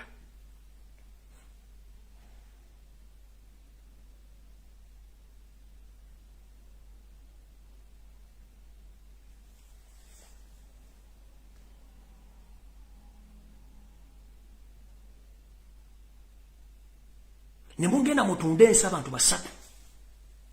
Mwagenda e China ng'ensi eraba. Parliament mugitegeezezza. Museveni wayiika Windows. N'ogenda e China osayininga endagaano nga Parliament temanyi. Tomanyi Luchina. This is to remind you. Mujjukire mbazzayo katono flashback. China ng'etandikiriza okwagala okutumaamiramu amagi. Yasooka negamba nti esindise eyaliko Chief Justice wa Uganda Batika Atulebe mututte China emuwadde omulimu okubeera omu ku beebuzibwako mu mateeka. Kumbe ono yali agenze kutunula mu ndagaano ensi Uganda ng'egye bagenda gitundamu n'okuba nti y'omu ku bagenda okuba nga bayimira wakati wa China ne Uganda. Batika Atulebe mujjukire bulungi mwenna abalina obwongo. Batika Atulebe kyamutwala China kwali kukola bintu bya Museveni bino. Era akyaliyo, if I'm not mistaken, Mukujo nga yakoma mu Uganda. Olugero gye lutandikira. Oyo bwamala ogenda. Janet Kembabazi eyakoma mu senior 2. N'agamba mu silabasi y'Uganda tugenda teekamu Oluchina. Kino kye baakola okuteeka Oluchina mu silabasi baali batupreparinga nti ensi bagenda gitwala batwagiguza naye okubayambako kutambuza ebintu byabwe. Bannayuganda balina okusoma Oluchina. Njala kubuuza Janet Kembabazi.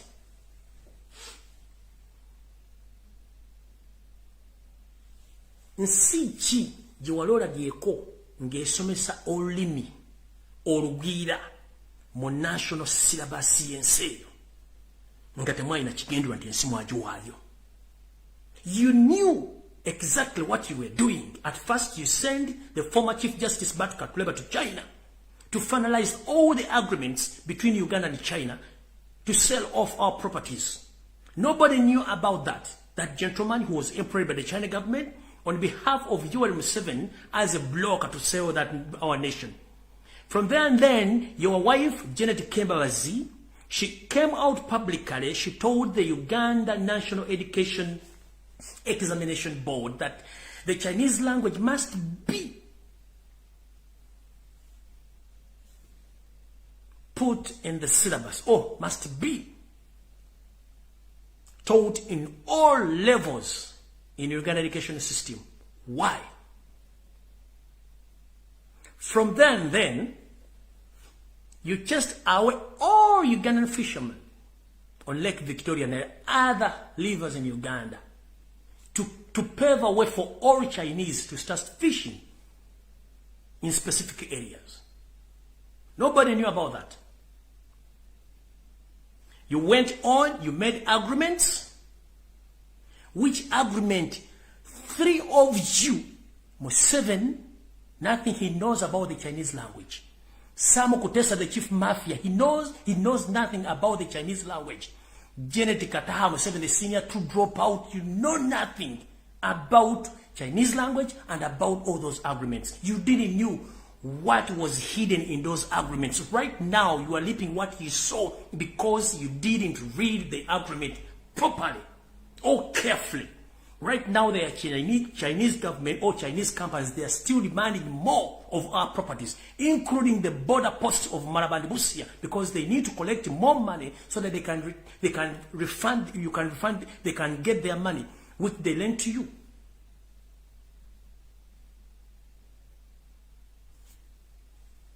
To prove you that Museveni, you were a good liar and a good camouflager, you went on telling the Chinese embassy and the Chinese government to write a document which clarifies that they are not the one in control of Entebbe International Airport. And you published that document on national media in Uganda. It was a big lie. Entebbe Airport was sold off or was taken by the Chinese in the disguise of pretend that we don't know. We know. Kayunga soon is going. Maraba Post is going. Busia Post is going, and the other parts or other financial sectors are still going to be handed to the Chinese government. That's the reason.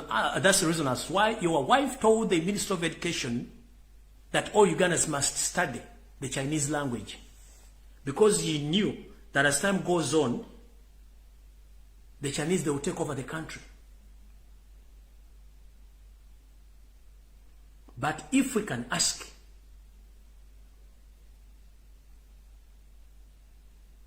who authorized you to sign those agreements? And where is that money?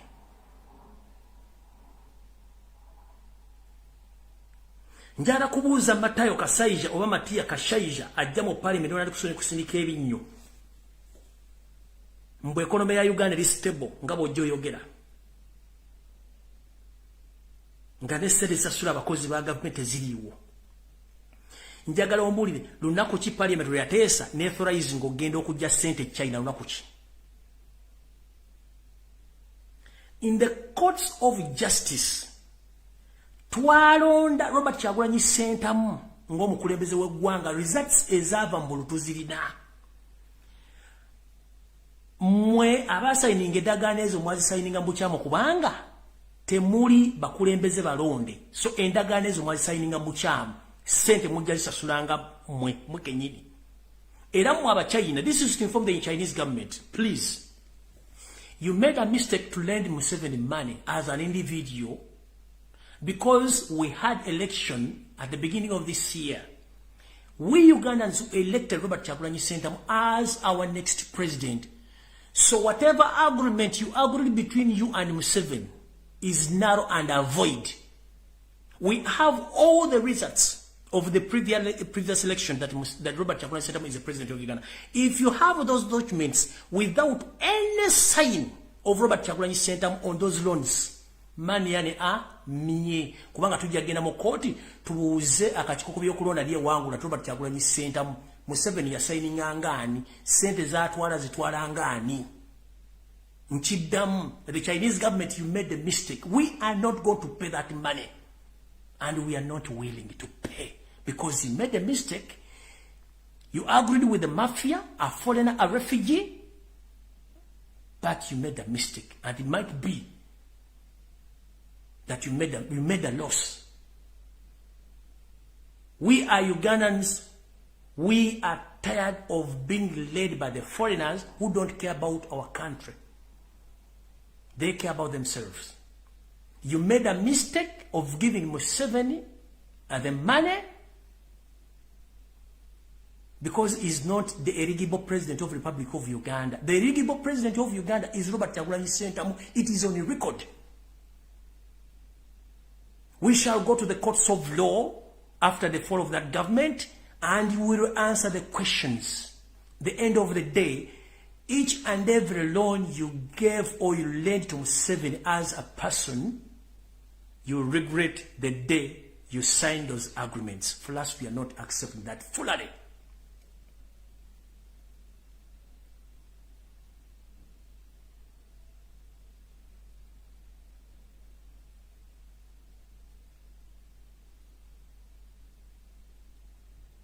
Tetugenda kukkiriza nonsense.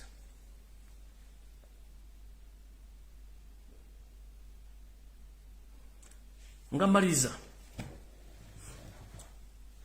Abantu abazanya katemba ne Museveni mu bintu ebyo byokwerinda n'ebintu by'obulamu lekeraawo. Bannabyabufuzi. Kirabeka bannabyabufuzi abantu abalonda mwavaako mwagenda kukiikira bitundu byammwe bya kyama. Bame ba parliament abali mu Uganda enamba esinga obungi mwagenda kukiikira bitundu byammwe byama so si balonzi bammwe. Bwe mufuna ssente mugenda mu lodge, mugenda mu ziwoteri, kugula mamotoka na kuchakaza bakazi bammwe so si bannayuganda.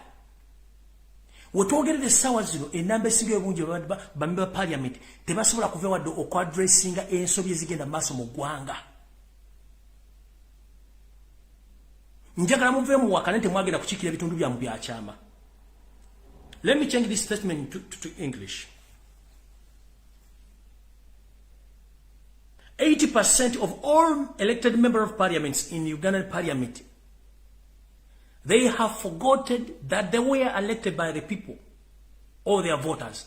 They went there to represent their private parts, and they are enjoying the taxpayers' money. There are so many lot of catastrophes which are taking place in Uganda, but nobody is talking because they were paid to keep quiet. You went there to represent your private parts, and you are enjoying right now. There are so many Ugandans who are rotting in jail. The judicial system is corrupt. Police is corrupt. Everyone is corrupt to the extent that Museveni, he had reached to the extent of corrupting even families of those whom he had killed. As we speak right now, the late Sheikh Chirev, his entire family is suffering in torture chambers. And the man is busy placing the family to accept that Sheikh Chirev was a rebel leader and is affiliated to NUP. His young daughters, they were all left in those torture chambers, and I was informed.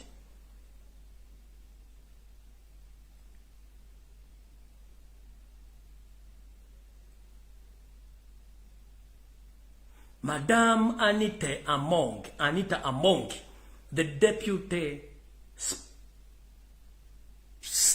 speaker of the Parliament of the Republic of Uganda. Madame, I request you kindly, please. We've seen a lot of people playing more dangerous games than you. Madame, I'm going to start investigating the history about you. And all the data games you are dealing with. I know you are among the side dishes of your city, but have not a sort of caricatures.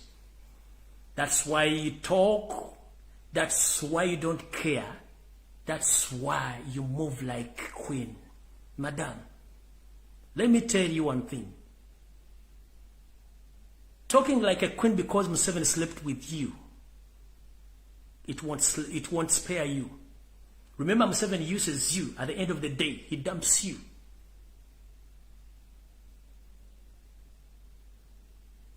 As we speak right now, you are a game changer, I know. You are doing a lot of atrocities. You are financing a lot of dangerous games in Kampala, in Uganda. Recently witnessed during the campaign times, you were given a lot of money, in billions, and you display that money in the other part of Uganda, in your constituency. Right now, you are the one who meets all those people who are going to play that games in Uganda.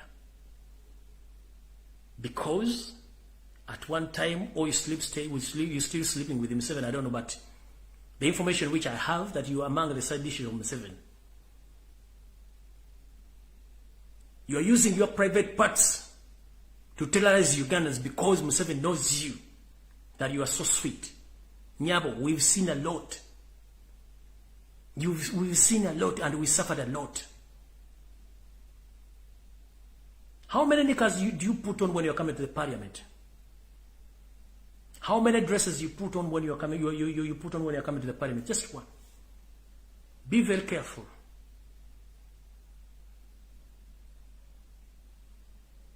Be very careful, Madame Anita Among, the Deputy Speaker.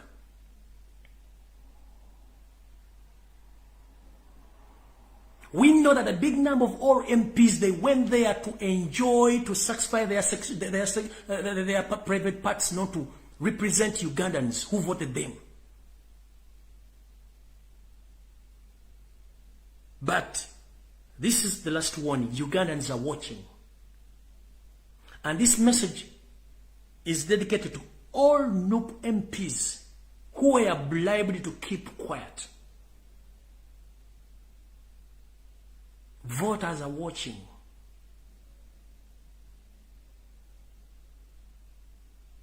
My last message to the President of the Republic of Uganda, the elected President Robert Kyagulanyi Ssentamu.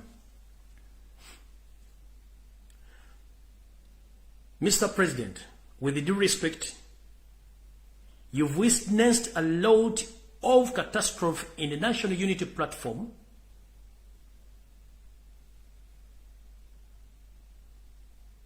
Home and away. So many people betrayed you, including the MPs, betrayed you. I beg you kindly that please, with immediate effect, you need to act according to what I'm witnessing. You need to make a reshuffle to the leadership of the National Unity Platform, from the top up to the bottom. You need to make a reshuffle from the diaspora leadership. And before you make that reshuffle, please intervene in all wrangles, or in misagreement amongst the leaders in diaspora. It destroys our party. And in particular, you should inform those leaders in diaspora that they are leading people, not animals. If the people whom they lead, they accept that they don't want you, please sit down. We must be examples. Leaders are examples to the people whom they lead. But if a leader behaves awkward, what do you represent? So, Mr. Robert Kyagulanyi Ssentamu, I beg you kindly, please reshuffle the leadership of National Unity Platform from the party up to the diaspora. Otherwise, we have a lot, and we've seen a lot. Museveni, he had spent billions of money to destroy National Unity Platform, but we are still exist. But if you don't act with immediate effect, don't regret. And you witnessed a lot of political parties, the way how they've scrambled them. So we don't want to be there witnessing the scramble of National Unity Platform. You need to act with immediate effect. And you too, you must listen to the request, to the cry of your supporters worldwide. Leaders, they ever listen to the people they lead. And you should allow people to approach you or to reach you, because they have a lot of information. The moment you hide yourself from those people, that means you not get information from the people whom you lead. Please, Mr. President Robert Kyagulanyi Ssentamu, you need to reshuffle NUP. You need to reshuffle NUP, and you need to reshuffle the diaspora leadership with immediate effect, because the thing is rotting, and it's still rotting.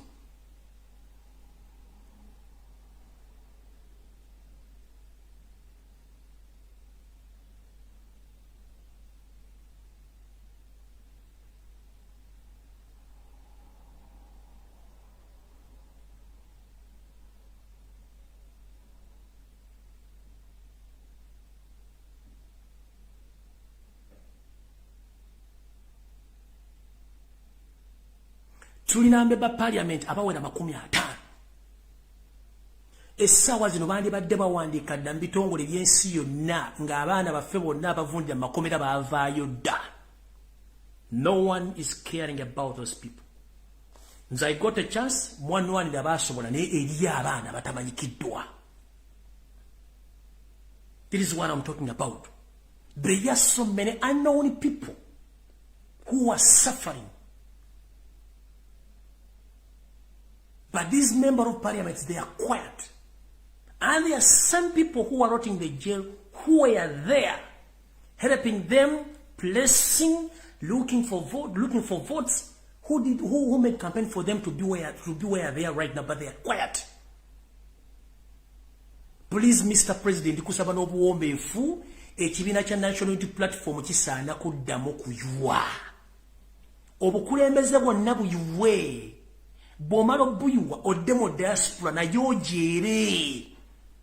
Bw'omala ojjeera kitegeeza Museveni oba omukubi omuggo. Ne bw'oleka obugulumba obuliwo n'abantu nga balina complaints zaabwe kitegeeza totutte buvunaanyizibwa ng'omukulembeze awuliriza abantu bakulembera atuula okuba nti history w'ebiina mu Uganda Museveni ayingidde mu nuupu kati waliwo abaana abali bitamidde okukolera ekibiina kya nuupu. Nze kyovulaba nabagamba sina kifo kyenjagala mu bukulembeze bwonna kubanga ebigambo byenjogera bimala okurepresentinga abantu bonna mu nsi yonna mu Uganda yonna seetaaga kintu kirala kyonna. Obuwangazi bwa nuupu ye decision making ya Robert Kyagulanyi Ssentamu. Okusalawo kwa nuupu ye delay of making a decision. Nkiddamu. Obuwangazi bwa nuupu ye decision ya Robert Kyagulanyi Ssentamu gy'alina okukola. Okusaanawo kwa nuupu kwe kulwawo okuteeka ebisalwawo mu nkola mu kibiina kya nuupu. Linda Kiggweeyo afumita mu kirala ataala okutambulira ku sibira y'amenvu. Saagala tudde mu ssenga vuddemu ebyokulabirako bingi. Ekibiina byonna ebibaddewo byonna bifa kintu kyekimu Museveni yabiyingiramu. Kati ngaffe abaliwo basobola okugenda tukubuulira amazima gakaawa ekibiina ddamu okiwe olonde obukulembeze obujja abantu bagenda kufuna ebibasiza n'okutegeera ki ekigenda mu maaso. Right now, we don't know where we are heading. Because all the MPs, they betrayed us. They betrayed the voters. They are there in parliament enjoying. Satisfying their their private parts. They are there satisfying their sexual or their private parts. They don't care about the voters. They don't care.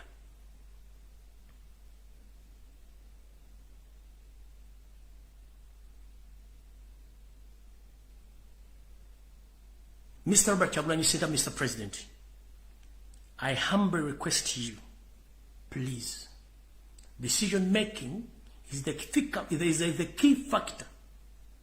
The more you delay to take action, the more the party is going to decline or is going to be scrambled by the dictator Museveni. He had spent billions of money. And the reason as to why NUP still exists is because NUP is loved by its supporters. And you should listen to the supporters. Let me tell you, there is no any party which can stay in place without supporters. It's good that you've witnessed the day you started the campaign, the day you went again to Mbare and the northern part of Uganda. People are still loving you and people, they still love NUP. But there are some problems in NUP you need to solve before it's too late. Mr. President, thank you very much to listen to me. And I thank all Ugandans for loving me and fighting for my rights. And I myself am committed that I will still do exactly what I'm doing to pay you back. Where will I be without you? Thank you very much. May God bless Ugandans. Stay blessed. I'm not fighting anyone, and I will not blame anyone. Even though some of them, they betrayed me, I don't care. I just keep on saying that you are not the problem. The problem is Museveni, who infiltrates you, who changed your minds from the real reality to dark side. But you should reset your mind before it's too late. We are all Ugandans. This man soon is going. We are going to stay together, no matter what. soon Museveni is leaving the country, we Ugandans, we are going to stay there as Ugandans. There is no need of fighting each other. There is no need of blackmailing each other. There is no need of betraying each other. Although we have misunderstanding, but ever we must sit and we resolve these problems. Museveni is the problem of Uganda, not Robert Kyagulanyi Ssentamu, not me. We elected member of parliament to help us, but they have betrayed us. The man whom we fighting to get out of the country is organized. We must be organized too. If we divide ourselves, that means it's like we are supporting Museveni. The more we fight each other, it's like we are supporting Museveni. The man is in power for 36 years. Aina sente, alina mundu, alina makomera, alina buli kimu. Fabalwana abagalo mujja kati nga twerwanyisa tulina ki. We must come together to resolve the problems of the differences of faith ate tufune ensonyi. Message esembayo abakulembeze bannupu mufune ku nsonyi. Twagala kubeera kyakulabirako ekisinga ebiina ebirala nti omukulembeze bw'ofuna ensonyi kitegeeza bokulembera bagenda tegeera nti oli mukulembeze. Ensi ezikulaakulana omuntu bamukomplainingako odde ebbali abalala ne batekinga over, and so many times people in developed countries, leaders, if their supporters or the people who elected them, they complain about them, they resign and they step aside and others takes over. But in Uganda, someone makes a mistake, he doesn't want to be informed that please you made the mistake. No. The only thing they do is just to make sure that he or she divides those people so that they can stay on. That system must stop, please. We must behave like mature people. I know mistakes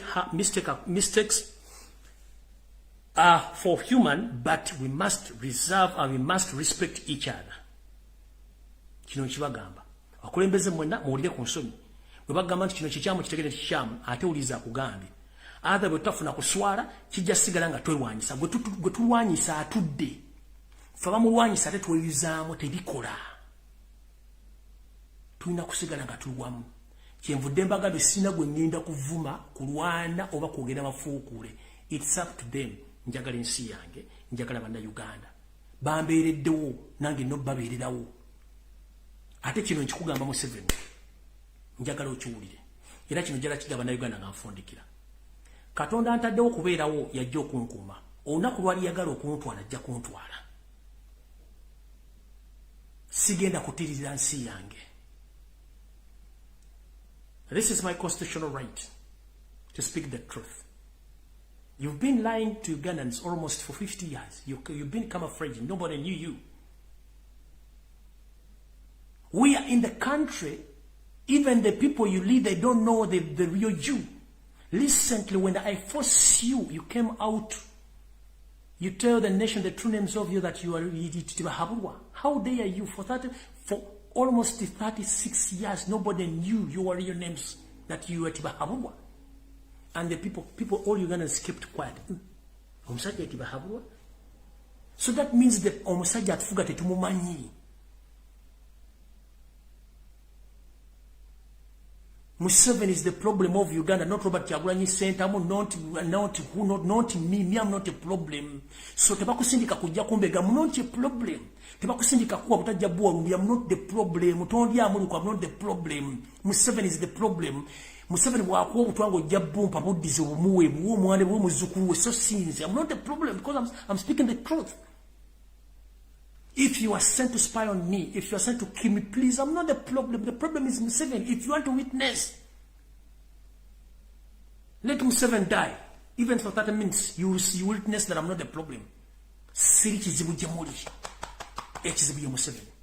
Robert Kyagulanyi si kizibu kyamwe. Ekizibu ya Museveni. Tebakuwa butwa, tebakuwa sente bw'ojjobegera ombuyo simanyi muliemu olukumala biseera. Bwe bannamawulire bali mu Uganda bali ku TV. Ekintu kyokola bakuwadde emitwalo 10 mitwalo 3 miliyoni ojjovumera Lumbuye omwono nerinnya kubanga oyagala kuyisawo ekintu kya Museveni oli bw'ati bw'akola. Kwekutte okulya ejjo okwesibya omuwula. Ebintu bingi ebijja mu maaso nze seemanyi namwe temumanyi. Who knew me? Tiwali yali amanyi. Kati bwe nva mu bantu n'endya ssente za Museveni bankoze ekivve satizigo sijja zirya tasizirya. Ebigambo byogeddwa bingi n'eri kigambo tekikutula gumba mu keep on talking. Nja kujja mbabuulira amazima. Gwe TV presenter munnamawulire gwe munnabyabufuzi omusirikale wa poliisi mbega gwe basindika otte Lumbuye otte Kyagulanyi okole kyonna. The end of the day olina abaana bagenda kuzaala baana bannaabwe. Oli bagamba kintu enseesaanawo.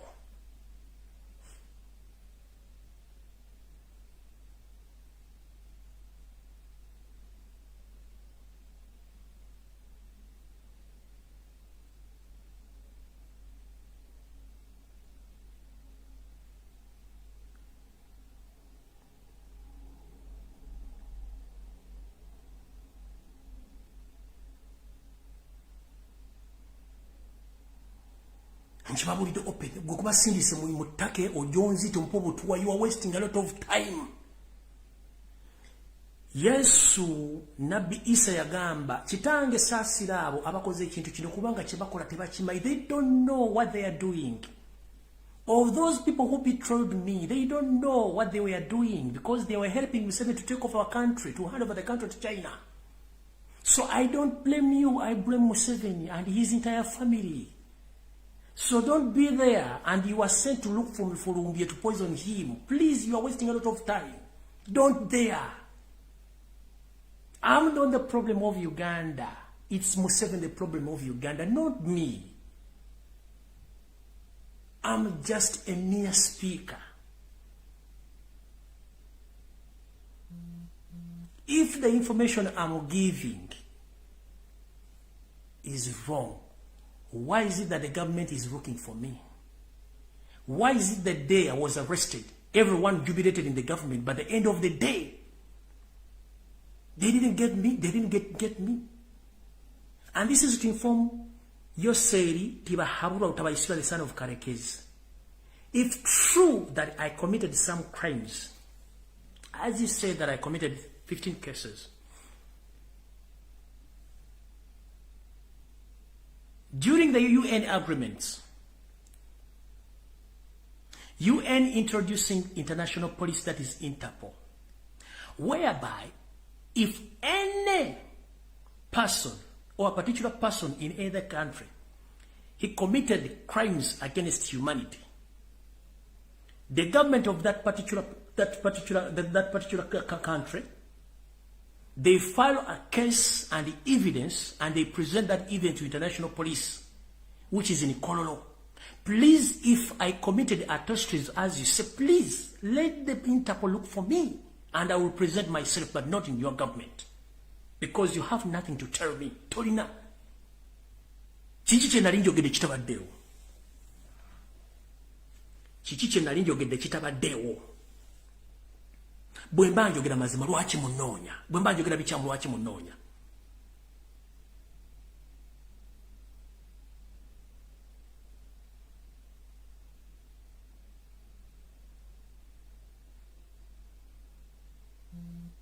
Bwemba njogera mazima lwaki munonya.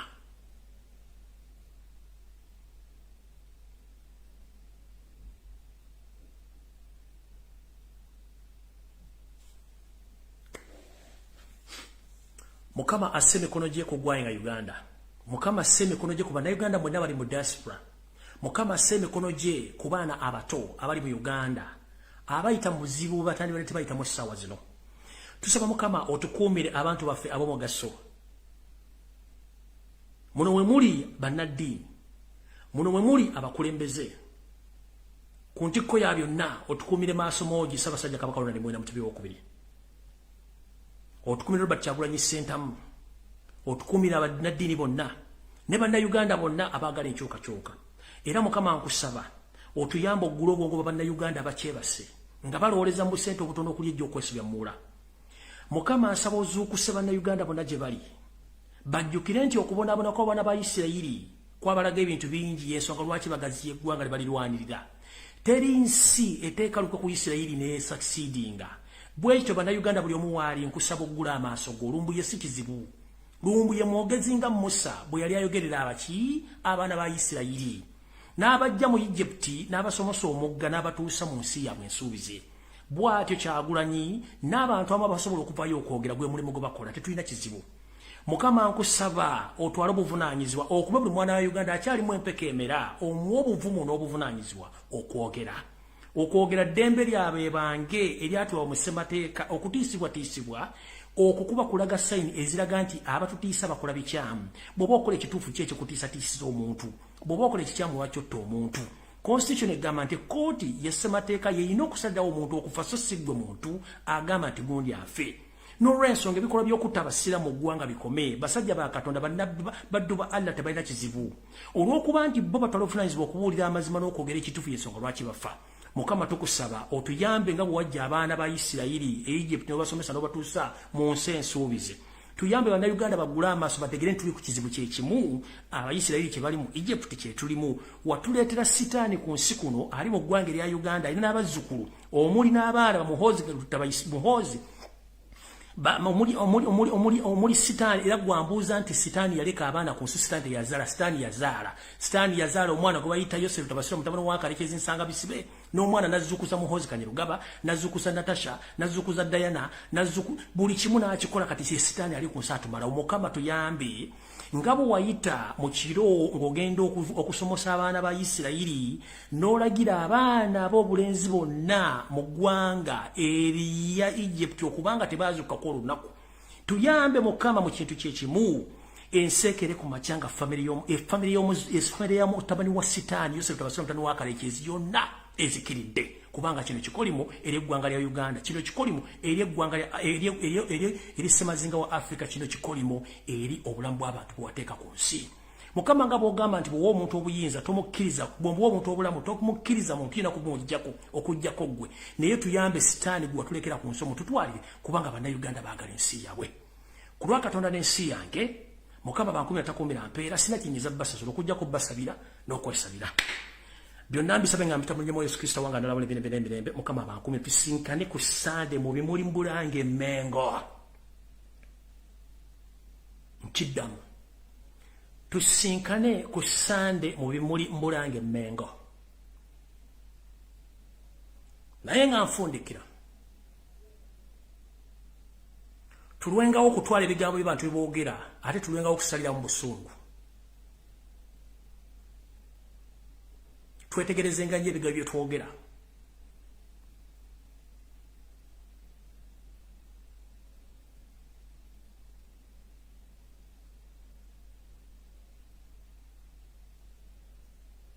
Mukama banko